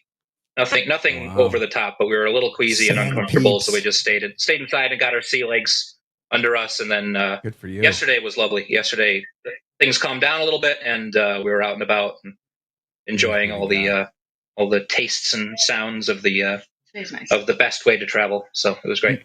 Now, you were in Scotland. Did you? Okay, what was your favorite part of Scotland? What was maybe your least favorite part of Scotland? Stirling Castle is our favorite part of Scotland. Stirling Castle not, was not the incredible. castle in Edinburgh. Yeah. Wow. Castle in Edinburgh was really cool. I really loved it. There were like 3 different museums, military museums for me to see, which was a little much for Celine. She had to go just enjoy a tea and a scone. Clotted cream. And some clotted cream. Oh, they finally got clotted cream. That got a little too much for Celine, but it was still great. I mean, great views of everything. Very. Well, there was St. Margaret's Chapel. Yes, St. Margaret's Chapel Which was really cool. Really cool to see. There was. It's like the oldest building. It's the oldest building in Edinburgh, still standing, and I think I sent pictures in the insiders of the stained glass windows. There's one of St. Margaret. There's one of my boys, St. Columba. There's one of St. Andrew over the altar. I mean, it's just an Anglican table, Cranmer table up there right now. But I did kneel and say a prayer for the reconversion of Scotland. Because it was originally a Catholic chapel, St. Margaret's Chapel. King St. David I built it for her. But there was a lot of cool stuff. And they had the war memorial, the Scottish War Memorial like chapel in there, and that was very moving. That was really they had a very lot impressive. Of they built that, like the different standards of the regiments, and no photos allowed inside at all. They had like books very serious with like listing all the names of like different soldiers. Yeah, so families could go and look their all over the loved place ones and ancestors up. So that was very dramatic, very moving. The 3 different museums were just really cool because they had a lot of paintings that I knew from my dad, from other from reading and looking up historical things. And I saw this cool painting of the Scots Greys at Waterloo, or this cool painting of the Thin Red Line at the Battle of Balaclava, or closing the gates at Hougoumont. And all these paintings are there in Scotland in these military museums. So I got to see them in person, and I wasn't expecting it because I wasn't really looking. I wasn't doing a ton of research on these places. I was just like, oh, I know this is a cool place to go see. So that was really cool to walk around a corner and there's this amazing painting that I've known about. So that was really cool. So Edinburgh Castle was great, but I think Stirling was just so much more dramatic. Really? Just because the views, it's up on top of a big rock, just like Edinburgh is, but it's kind of in the middle of this valley with these big, the start. It's not quite the Highlands, but it's the foothills of the Highlands on one side, and some of the other hills on the other side. And you get the sense of how strategically important it is, even more so than Edinburgh. Okay. So climbing up there and just looking out from the battlements and being able to see the Wallace Memorial where they charged down the hill to rout the English.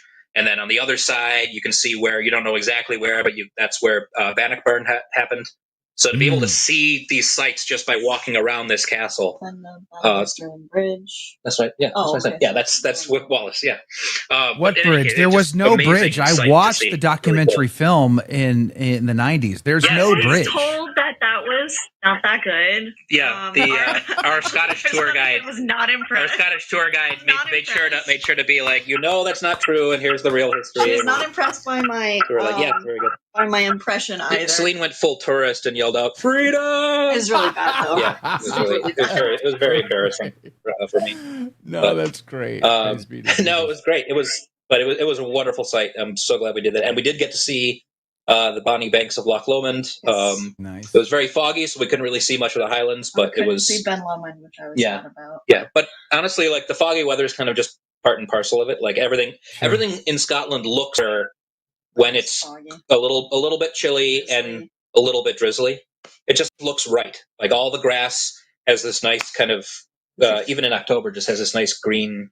50 Shades of Iron Brew. Kind of, 50 Shades of Iron Brew. That was good. Yeah, that was but it was everything just looks a little better in that kind of lighting. So there was some sunlight. There were some sunny days. And did you skies, ever make it up to Loch Ness? I know that was an issue. Inverness, you were struggling with maybe getting up to Inverness, Loch Ness.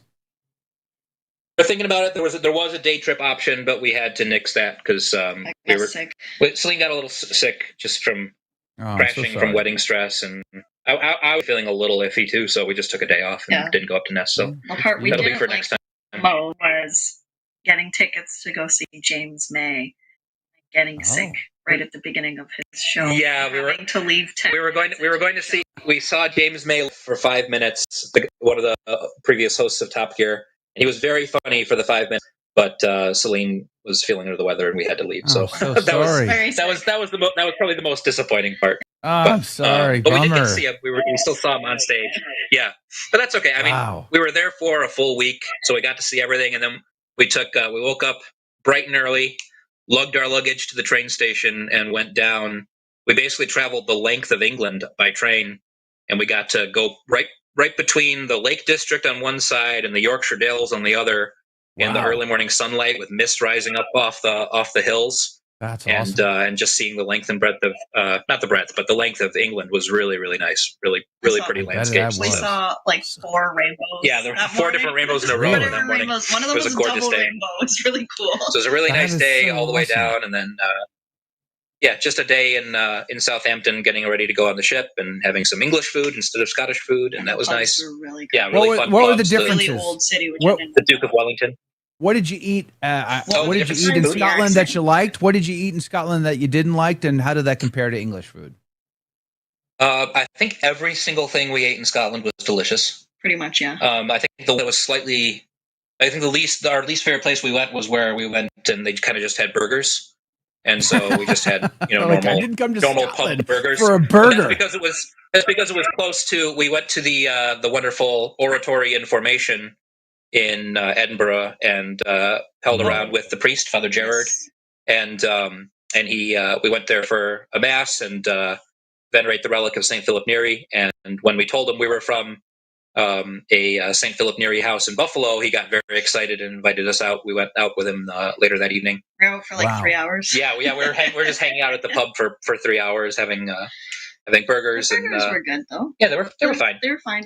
But that was the least Scottishy thing we ate. Yeah, that was like the least Scottishy, but the worst food was unfortunately the fish and chips at the Red Rabbit Red Squirrel. The Red Squirrel. Oh, Yeah. don't bash the Red Squirrel. No, the Red Squirrel was great. It's just the that Red the Squirrel fish and bad. chips. Got it. Disappointing. No, Red Squirrel was great. That was the first place we went, and they had a wonderful Scottish breakfast brunch. She's saying the that fish was and very chips good. are no bueno. That was the first thing we ate. No, but their breakfast menu and all the other stuff that they had. I had steak frites. Very, delicious. very mucho bueno. Yeah, so Mucho it was, bueno. And they had good beer, and good drinks, good cocktails too. So I would look for a Mexican restaurant in Scotland. It's a must do. They had them. Edinburgh. Edinburgh had a lot of international cuisine. Yeah. There you go. That would have been fun. They had a Taco Bell around the corner. They had a KFC. It was just everything. Every American Why restaurant. do Americans ruin everything? And the yeehaws. No, it's not the yeehaws. No, but they had a yeehaws. It was funny. It's not called A yeehaws? What's a yeehaws? No, what is wrong with America? Coyote Ugly. We only export the worst. It's terrible. What about the haggis? Everybody wants to know about the haggis. So the haggis was delicious everywhere I had it. They had fried haggis slices for breakfast. The hotel breakfast was absolutely delightful. We went there every morning that we could. That was great. I had proper haggis with neeps and tatties at the Gilly Doo, and that was delicious. So haggis was delicious. Black pudding was delicious. The black pudding Scotch egg was. She had a black pudding Scotch egg, and she's still talking about it. It was so good. Yeah, it was really, really good. Best thing. Black pudding is delicious. How many distilleries so that was did you all visit? great. The potato. We didn't get to a single distillery itself because our plan was to. Yeah. All the Speyside ones are up near Loch Ness. There's only one near Edinburgh, and we just basically once we decided we'd take Our thought was that we would do a day trip by train or something like that to another part of Scotland and spend the day walking around. But we found this tour company and we just did a day trip through them, and that was just a lot better because they controlled everything and they took the bus and they had it scheduled to make certain stops.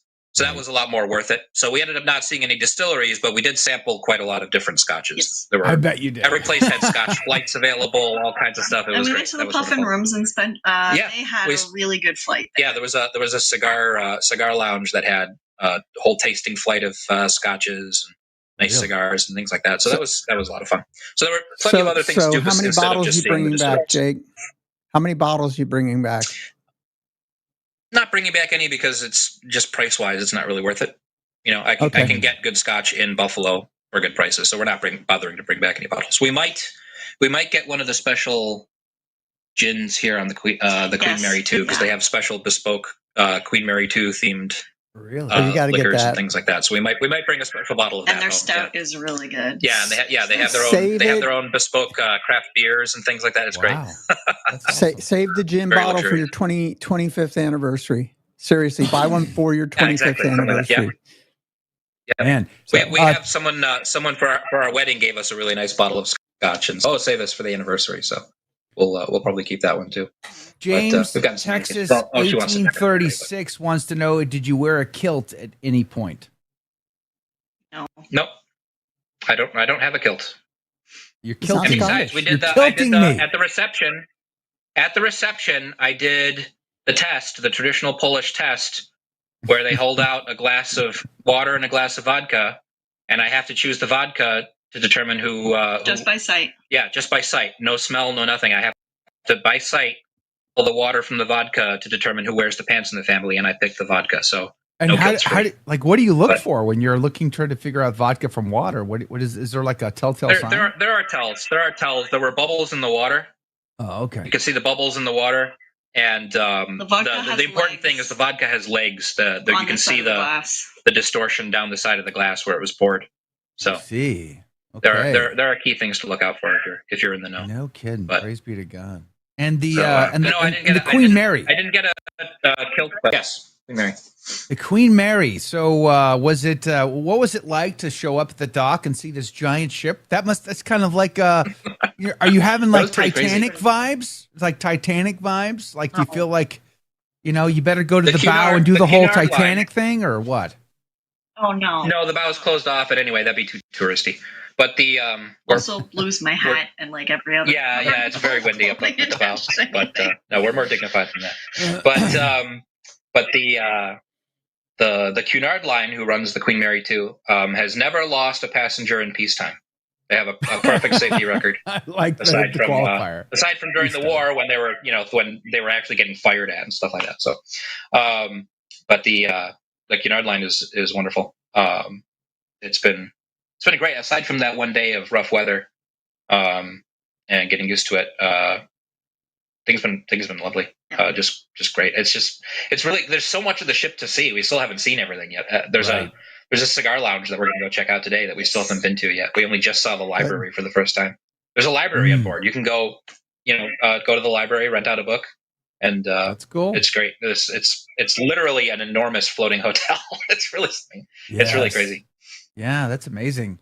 I remember when I was in the Aegean Sea earlier this year, I walked that entire boat because it's just so fascinating how big they are, and you never know what you're going to see around the corner. There's so many things crammed. I can imagine this is at a new and greater epic level. We saw some of your lounging pictures the other day on the Telegram group with your drinks. So, like, what has been your drink of choice on board? There's been so many. We've been trying them all out, but the beers in the pub on board are great. Yeah, the black so far. Yeah, she likes the Cunard Black Stout. They have a Cunard Red ale Good that's choice. really nice. But we had they have a really nice just a ginger beer, which was great when we were feeling a little queasy. The ginger helped with that. Fentiman's ginger beer was nice, and then add a little splash of famous Grouse. That's a nice one. Blended Scotch to that, and that's a nice drink. So, no kidding. I wish I'd known you were feeling ill because you should have gone on the deck. You should have gone on the deck when you didn't feel well, because when you catch the horizon, get a little fresh air. Yeah. You have to. We tried when we were out, we went to the windows to look out and kind of stabilize ourselves, but by the time we were back up, it was dark. Yeah, so yeah. And we were mostly we were also just tired in general from kind of I mean it was nice to see everything, but that was a long journey. We just had one transfer, but it was still a lot. We have baggage to take care of, baggage lugging around, to find, food to. Yeah, we didn't mind taking one day of like not doing too much, and then now having the rest of the week ahead of us. So where will you land? The entrance into New York Harbor is great.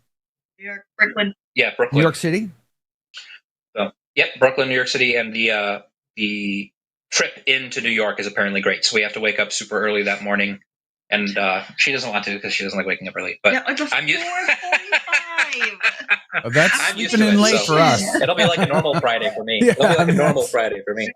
Right. So you arrive Friday. You'll go. Apparently, yeah. You arrive Friday. You'll go past Governor's Island, which used to be the Coast Guard base in New York City, which they've shut down. And it's going to be glorious. You need to get up, even if it is early, because that's just worth it. So. Yeah. And by the way, Jake, our forebears took that trip. Our forebears took that trip into New York Harbor on boats. My grandmother came in from Bremen to that through that same way. So it's glorious, and I'm excited for you, Celine. What was your favorite? What was your favorite moment in the wedding? I didn't ask you that. I don't know. What did you think when you saw Jacob? What did you think when you saw Jacob up front? What did you think when you saw Jacob up front? Well, I started crying and laughing at the same time. Laughing. That's a good reaction. Laughing at myself. Yes. Wow, what have I gotten myself into? Kind of a laugh. Sure, my wife could really appreciate that. But we had very similar. All this for that schmuck. Exactly. No, I knew what he was. I wasn't even wearing a tuxedo, which is improper in the mornings. Anyway, But no, I knew what he was going to be wearing. But it kind of just like, well, we were a couple minutes late. Just happens. We were a couple minutes late. My sister broke a lot of speed limits to get me there. You're not supposed to admit that on live television.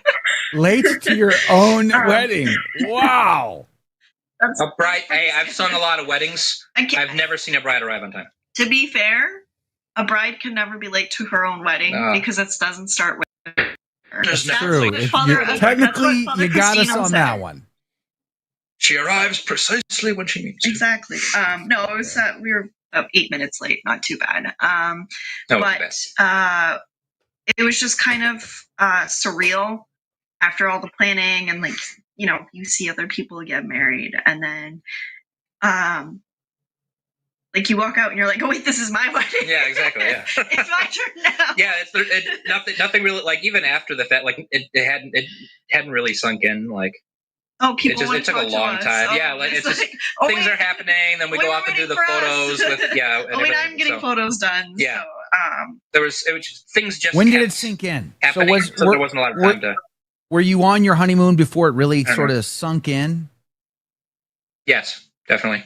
Because we left on the Tuesday, so when we didn't get back to Buffalo until Sunday night, late Sunday night, and then Monday was a day of kind of trying to rest while also trying to pack for 2 weeks abroad. And then we just went to Amy's. Yeah, and then we went to our friend's house, and so it was.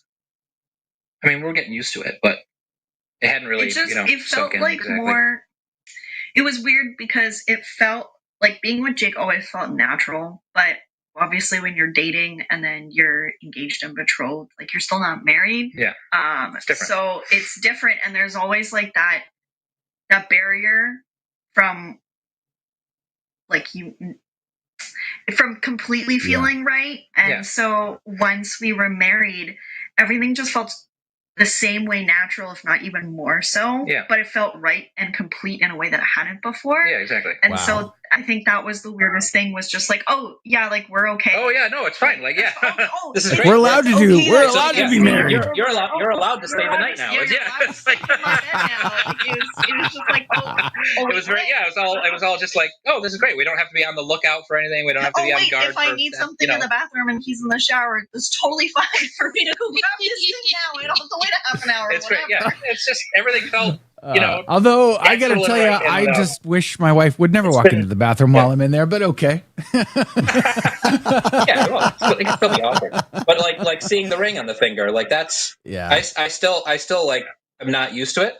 So it's on the right, by the way, because that's the traditional European side, is to wear on the right hand. Really? So we wear I didn't know that. Right, yeah. But, wow. Yeah. In fact, I saw a lot of people even in Scotland and England with the rings on the right hands. I did not know this. This is amazing. But yeah, so so that still takes getting used to. Like it's, I just when you come back, are you going to put it on the other hand? No. He's tried it. It doesn't. I even tried it on the left hand just to see, and it just didn't even feel right. It's the right hand feels way more natural. I wore my engagement ring on my left hand for the majority of our engagement, but then when we had our betrothal done, I switched hands to get used to the right hand again as well, kind of thing. Mm-hmm. And so, like, I mean, obviously for me, I'm more used to it now. There's just 2 rings there, but like it's completely new for you. It's like the first week of me wearing. I've never worn rings don't at smack all. This on anything. So. Yeah, but it just feels more natural on the right hand. I like it. I like it better. What happens? Won't people? Try, you got to make sure that no guys go after her now. Just you need to wear another ring, like a safety ring on the other hand. Well, guys, swap hands. It's usually the problem with girls going after the married guys. From Is what I that heard. what that is? Okay. Yeah, right. I've actually all the anecdotal accounts I've read basically say that guys tend to like ignore the not ignore, but they like when they see the wedding ring, they're like, oh, okay, off limits. But like the wedding ring actually adds allure to guys for girls who are of loose morals. So it's I'm the one who has to be on the lookout for, That's why I got him a big thick Russian honeypot schemes and whatever else is. You got him a big thick one. At risk for me as a member of Trad Inc. As a card carrying member of Trad Inc. with all my millions to be jaunting all over the world. I'm needing to talk to you about that when you get back. I need Trad Inc. to like be more productive. You could help, not let me out of her sight. Speed them up. By the way, they want to see Celine's ring. Yeah, please. There you go. Praise be to God. That's beautiful. That's not a diamond? So that's not a diamond. It's a sapphire from the hills of Montana. Wow. That she actually she had actually found. Let's see if we can get the color change to show up. Okay, so it's kind of green right now. It had kind of a purple hue, purple bluish hue too. That's lovely. Yeah. Sometimes it's purple. Sometimes it's purple. Sometimes it's blue. Sometimes it's. It's hard to tell. It was better. But it color shifts a lot in the different lights. So it color shifts a lot. That's just what we're trying to show. So it changes color through the day. Yeah, it's pretty.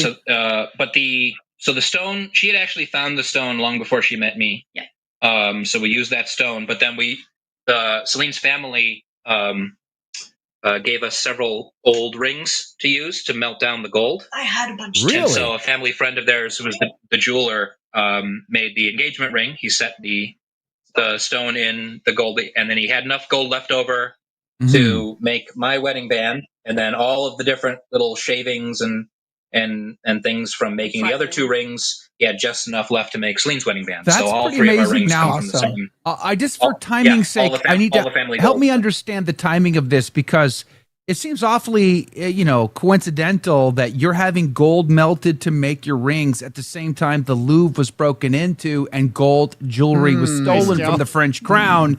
Is there any connection there? I mean, who is the cousin that made this? Is he from France? We absolutely time traveled. We stole the gold from the Louvre and then time traveled back to last year to get these rings made. Yes, that is correct. We're going to go with the whole last year argument. Got it. Okay. Yeah. You'll have to check with Pan Conrad's receipts and bookkeeping. Yeah, we do have photos. Has he been to the Louvre? I'm just wondering. Group with the ring on there. So. Wondering if his cousin's been to the Louvre. We did see that guy who definitely was not a detective in the fedora outside the Louvre. That was great, wasn't it? Yeah, That was exactly like what perfect. that's exactly what an undercover private eye would say. Is I am not an undercover private eye working this case. That's exactly what he would That's say. right. I think the best meme of that was we should all dress like that. Yes, 100%. Exactly. We should. We should make hats great again. It's been, I mean, we're on the Queen Mary 2, and there's plenty of folks on here who kind of, even when they do require smart attire in our dining section, but it's fairly loose, standards for smart attire, but they do require it, and most people kind of do the bare minimum, but there are quite a few nice folks who actually go above and beyond, kind of like we try smart to do. attire a jacket and tie? Be dressed up nicely, and it's great. Like, what's the definition of smart attire? Is just like a collared shirt, ties strongly recommended. Yeah, not a polo, so a button-down shirt, ties strongly recommended, jackets appreciated but not required, type of thing. So smart. Jake, you sleep in your suit, so you're always dressed. Yeah. So, I mean, I dress like this for going out for breakfast. Don Paddock was like, wait a minute, on his honeymoon, and he's got a tie and a vest at 11 a.m.? Like, what is going down? Yeah, of course. He's proper. I'm on the Queen Mary too. Even if I wanted to dress down, I wouldn't. I'm on the Queen Mary too. I got to keep up appearances. I got to make sure that us Americans don't look slovenly next to all the other sophisticated folks. Except everybody thinks you're a European being dressed like that. Yeah, exactly. That's the problem. how many people on this boat, by the way? Good question. I don't know how many currently. How many berths are there? Check the capacity. Yeah, I don't remember. And we're talking we may not thousands. We may not be sailing at full capacity. 2,000. Could it be? Yeah. We have 1,000 people in here. Probably. Not counting crew. Yeah. I'm not. Yeah, I'm really not sure. I mean, the stat. Look up the statistics on the Queen Mary. Well, because the Queen Elizabeth had all those statistics, and it was like 800 to 900 crew. Yeah. I mean, there's just tons of crew, even so.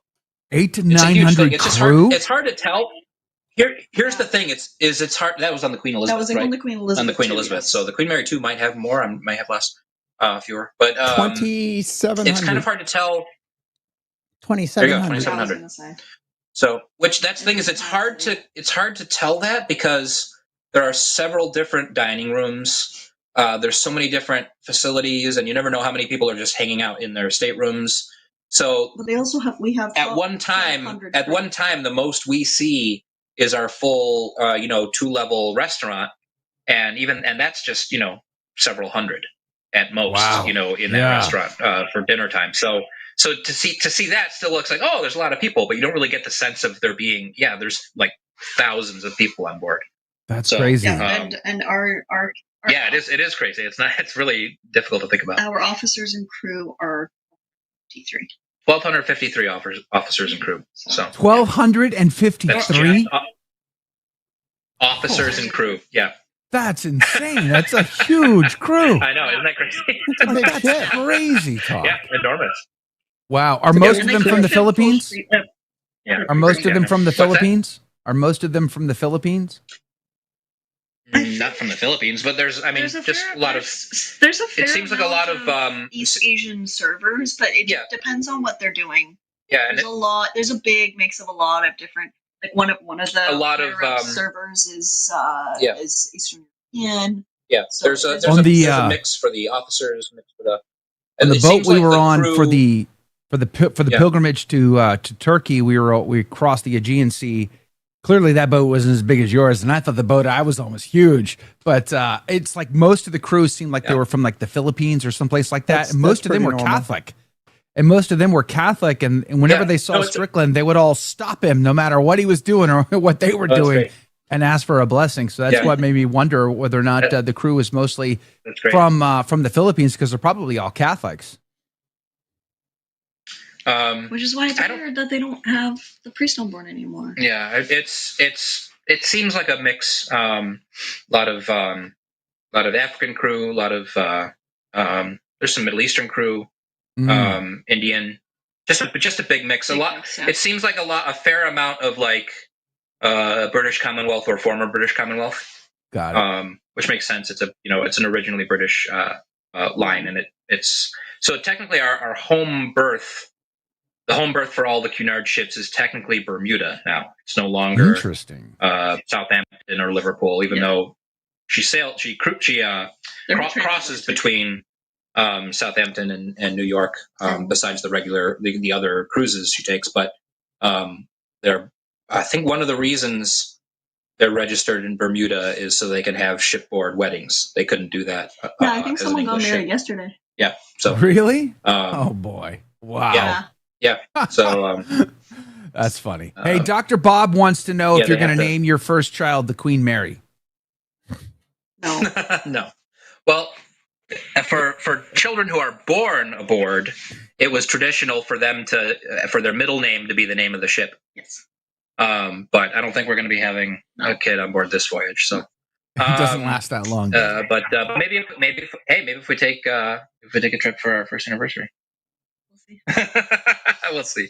But that was traditional, is to use the middle name for that. So in which case for us it would just be Mary, which is a fine middle name anyway. But be a fine first name. But no, we'd have to come up with a Scottish name or an English name or an Atlantean name. Atlantean name? What is an Atlantean name? It's like, I don't even, what would that even look like? You got to go to Greenland to find one of those. From Atlantis. Yeah, maybe Like an Eskimo Numenorian. name Go or with Numenorian. Numenorian. Name him Elendil. Yeah. Yikes! It's funny he said The real Atlantean. Atlantis. I thought Cary Grant. I was like, what would a Cary Grant name be? Because that's what that accent is. Oh yeah, well that'd be Mid-Atlantic or whatever they call it. Yeah, exactly. Mid-Atlantean. He sailed. He loved I think it was the Queen Elizabeth. The Queen Elizabeth II, or the Queen Elizabeth. Queen Elizabeth. He loved sailing on the Queen Elizabeth. They have a whole gallery of all the different celebrities and stars and politicians who sailed Cunard and loved sailing Cunard. So, like David Niven, Cary Grant, some cool sporting ones. What was the German boxer's name? Schmeling? Fritz or Max Schmeling? Max Schmeling, whatever. Yeah. Schmeling, yeah. That was so a lot of cool little features on some of the stars who sailed on the Cunard line. But that's amazing. Yeah, great. Jane, lots. They have a lot of. What's great is they have a lot of different little. Just on every deck, they have little historical displays. Old posters about previous ships and things like that. So they're very, very aware and proud of their heritage and their history. So and showing that all off. That's pretty epic. That's super epic. It was a Cunard liner that came to the rescue of the Titanic. It was the Carpathia. Yeah. So they had a whole feature on that and the Carpathia's experience coming to the rescue. She clipped in at 19 knots to come and meet them. Yeah, which was 5 knots faster than her top speed. Yeah, exactly. They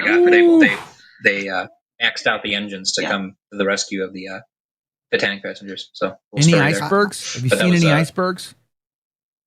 No icebergs. I don't think at this time of year there'd be any risk of them. That's not exciting. That's no fun. Surprisingly, Celine was a little chilly on deck, but I thought it was quite pleasant. There were people. There were actually some people out on deck chairs today, like even with the wind, because it still is like I thought Celine was pleasant, Canadian. like chilly temperature. It's nice.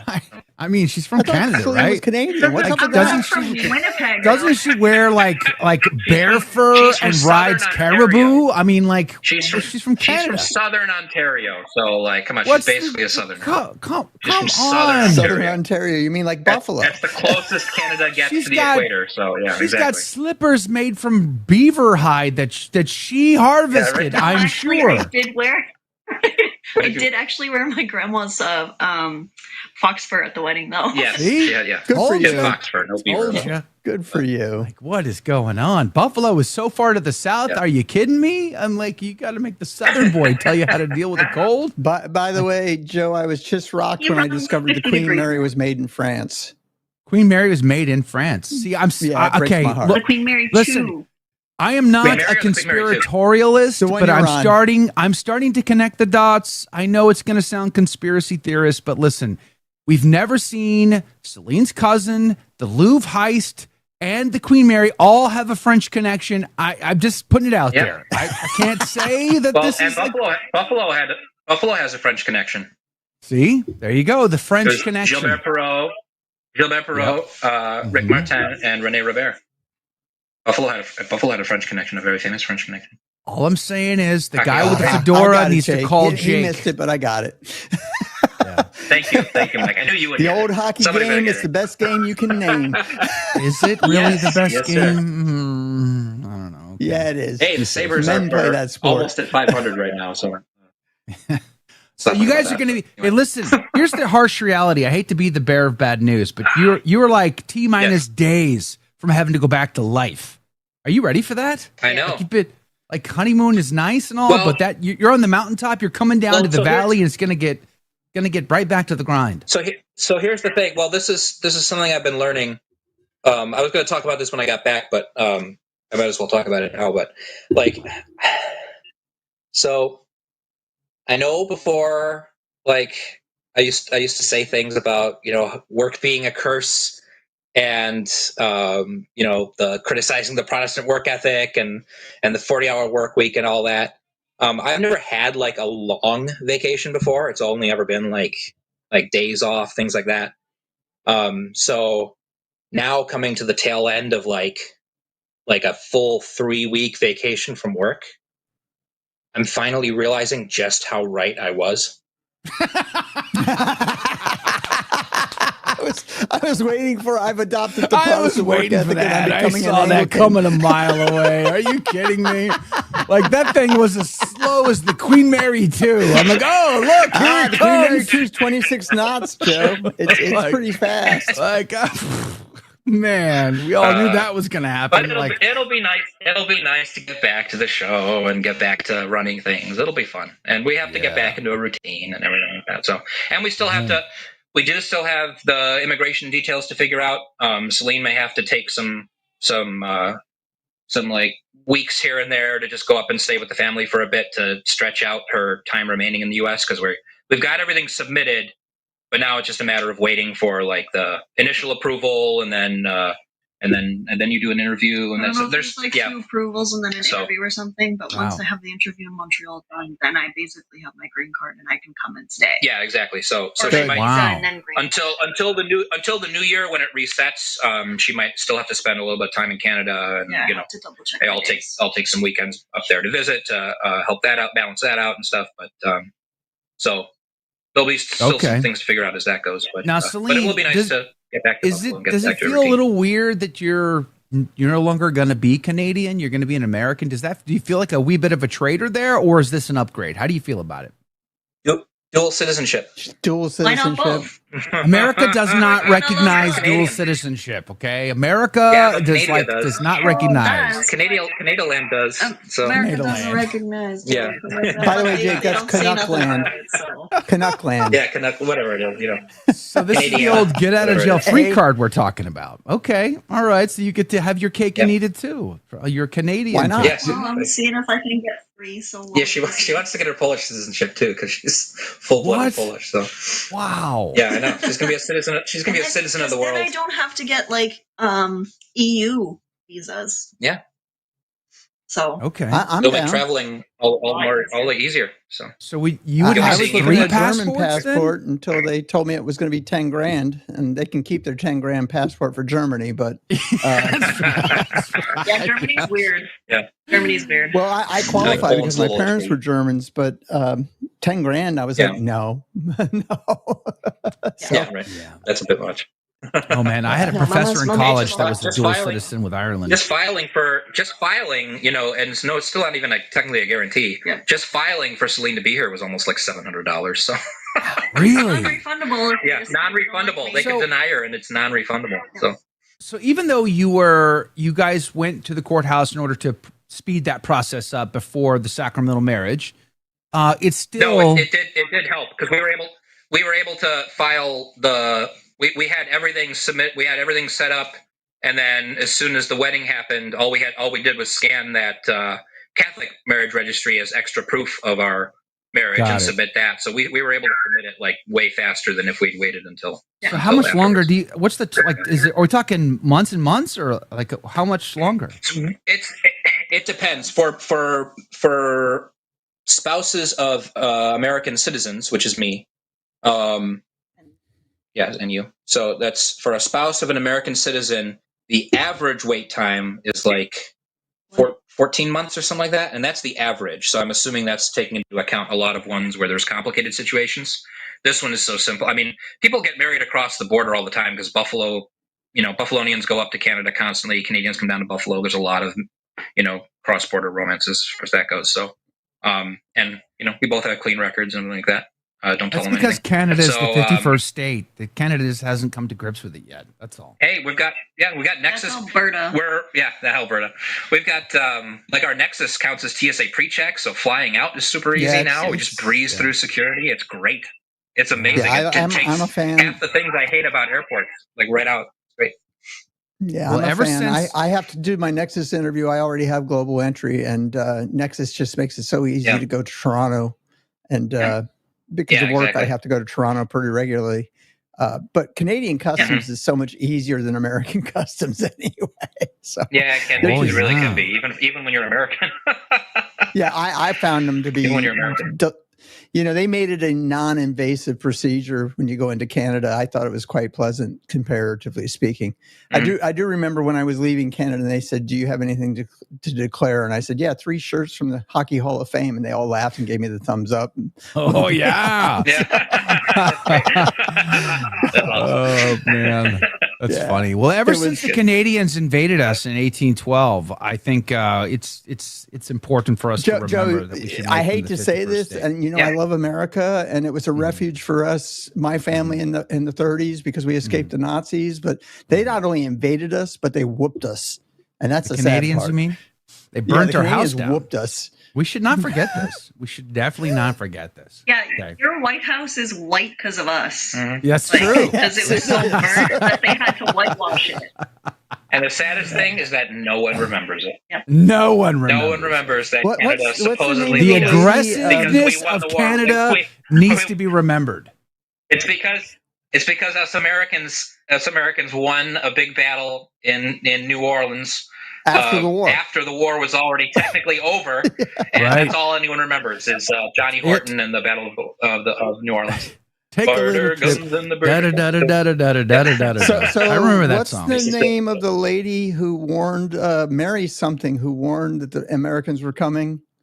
Oh, the hero of the War of 1812 for Canada. Laura Secord. Oh, is it? Okay, I had Laura the first Secord, name I wrong. think. Yeah, Laura Secord. You're right. You're right. Laura Secord. Her name is only remembered because they still make chocolates that are named after her. Oh, yeah. Poor woman. I've never had the chocolate, but I knew her story. Only remembered because there's a chocolate named after it, something like that. Yeah. Wow. Man, so how many more days left on the Queen Mary? Friday we get back into port. So 3 in a bit. Yeah, the rest of the week. Right. And then so what are we talking about? We're going to be doing some shotboard, volleyball on the deck. Are you going swimming? Like, what's the major activity? Dancing? Cigar lounge?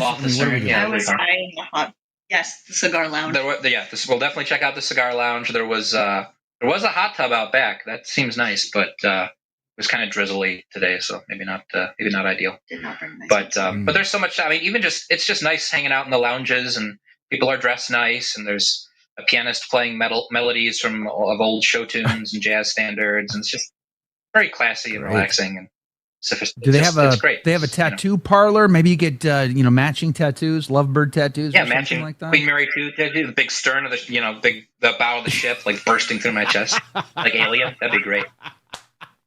I double dog dare you to do that. Actually, that would be hilarious if you could do that. That'd be so funny. Not having children if you the wife has nixed it, so there we go. Everyone's making jokes about like, the wife's not going to do it. It's a perfect out for me. If I don't want to do it and I don't want to say so, I'm just, the wife hung on me. There you go. There you go. They're kicking us off. Yeah, Mike Bettino is so ready for you to come back. He is anxiously awaiting your return. Praise be. Yeah, you think I abused you, Jake? I really abused poor Mike.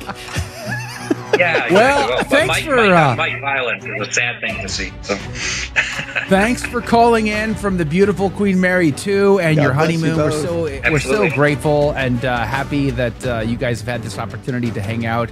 Because it'll be the last of your good times before you have to come back to the chaos and the madness of what is work. So, praise be to Jesus. Exactly. Enjoy it while it lasts. Enjoy it while it lasts. Tick. Celine, congratulations to you. Praise be to Jesus. All right, guys. God bless you all. Thanks for hanging out with us this after show. We'll see you guys right back here tomorrow morning. I don't have my list, so I can't tell you who's on the show. You'll have to find out tomorrow.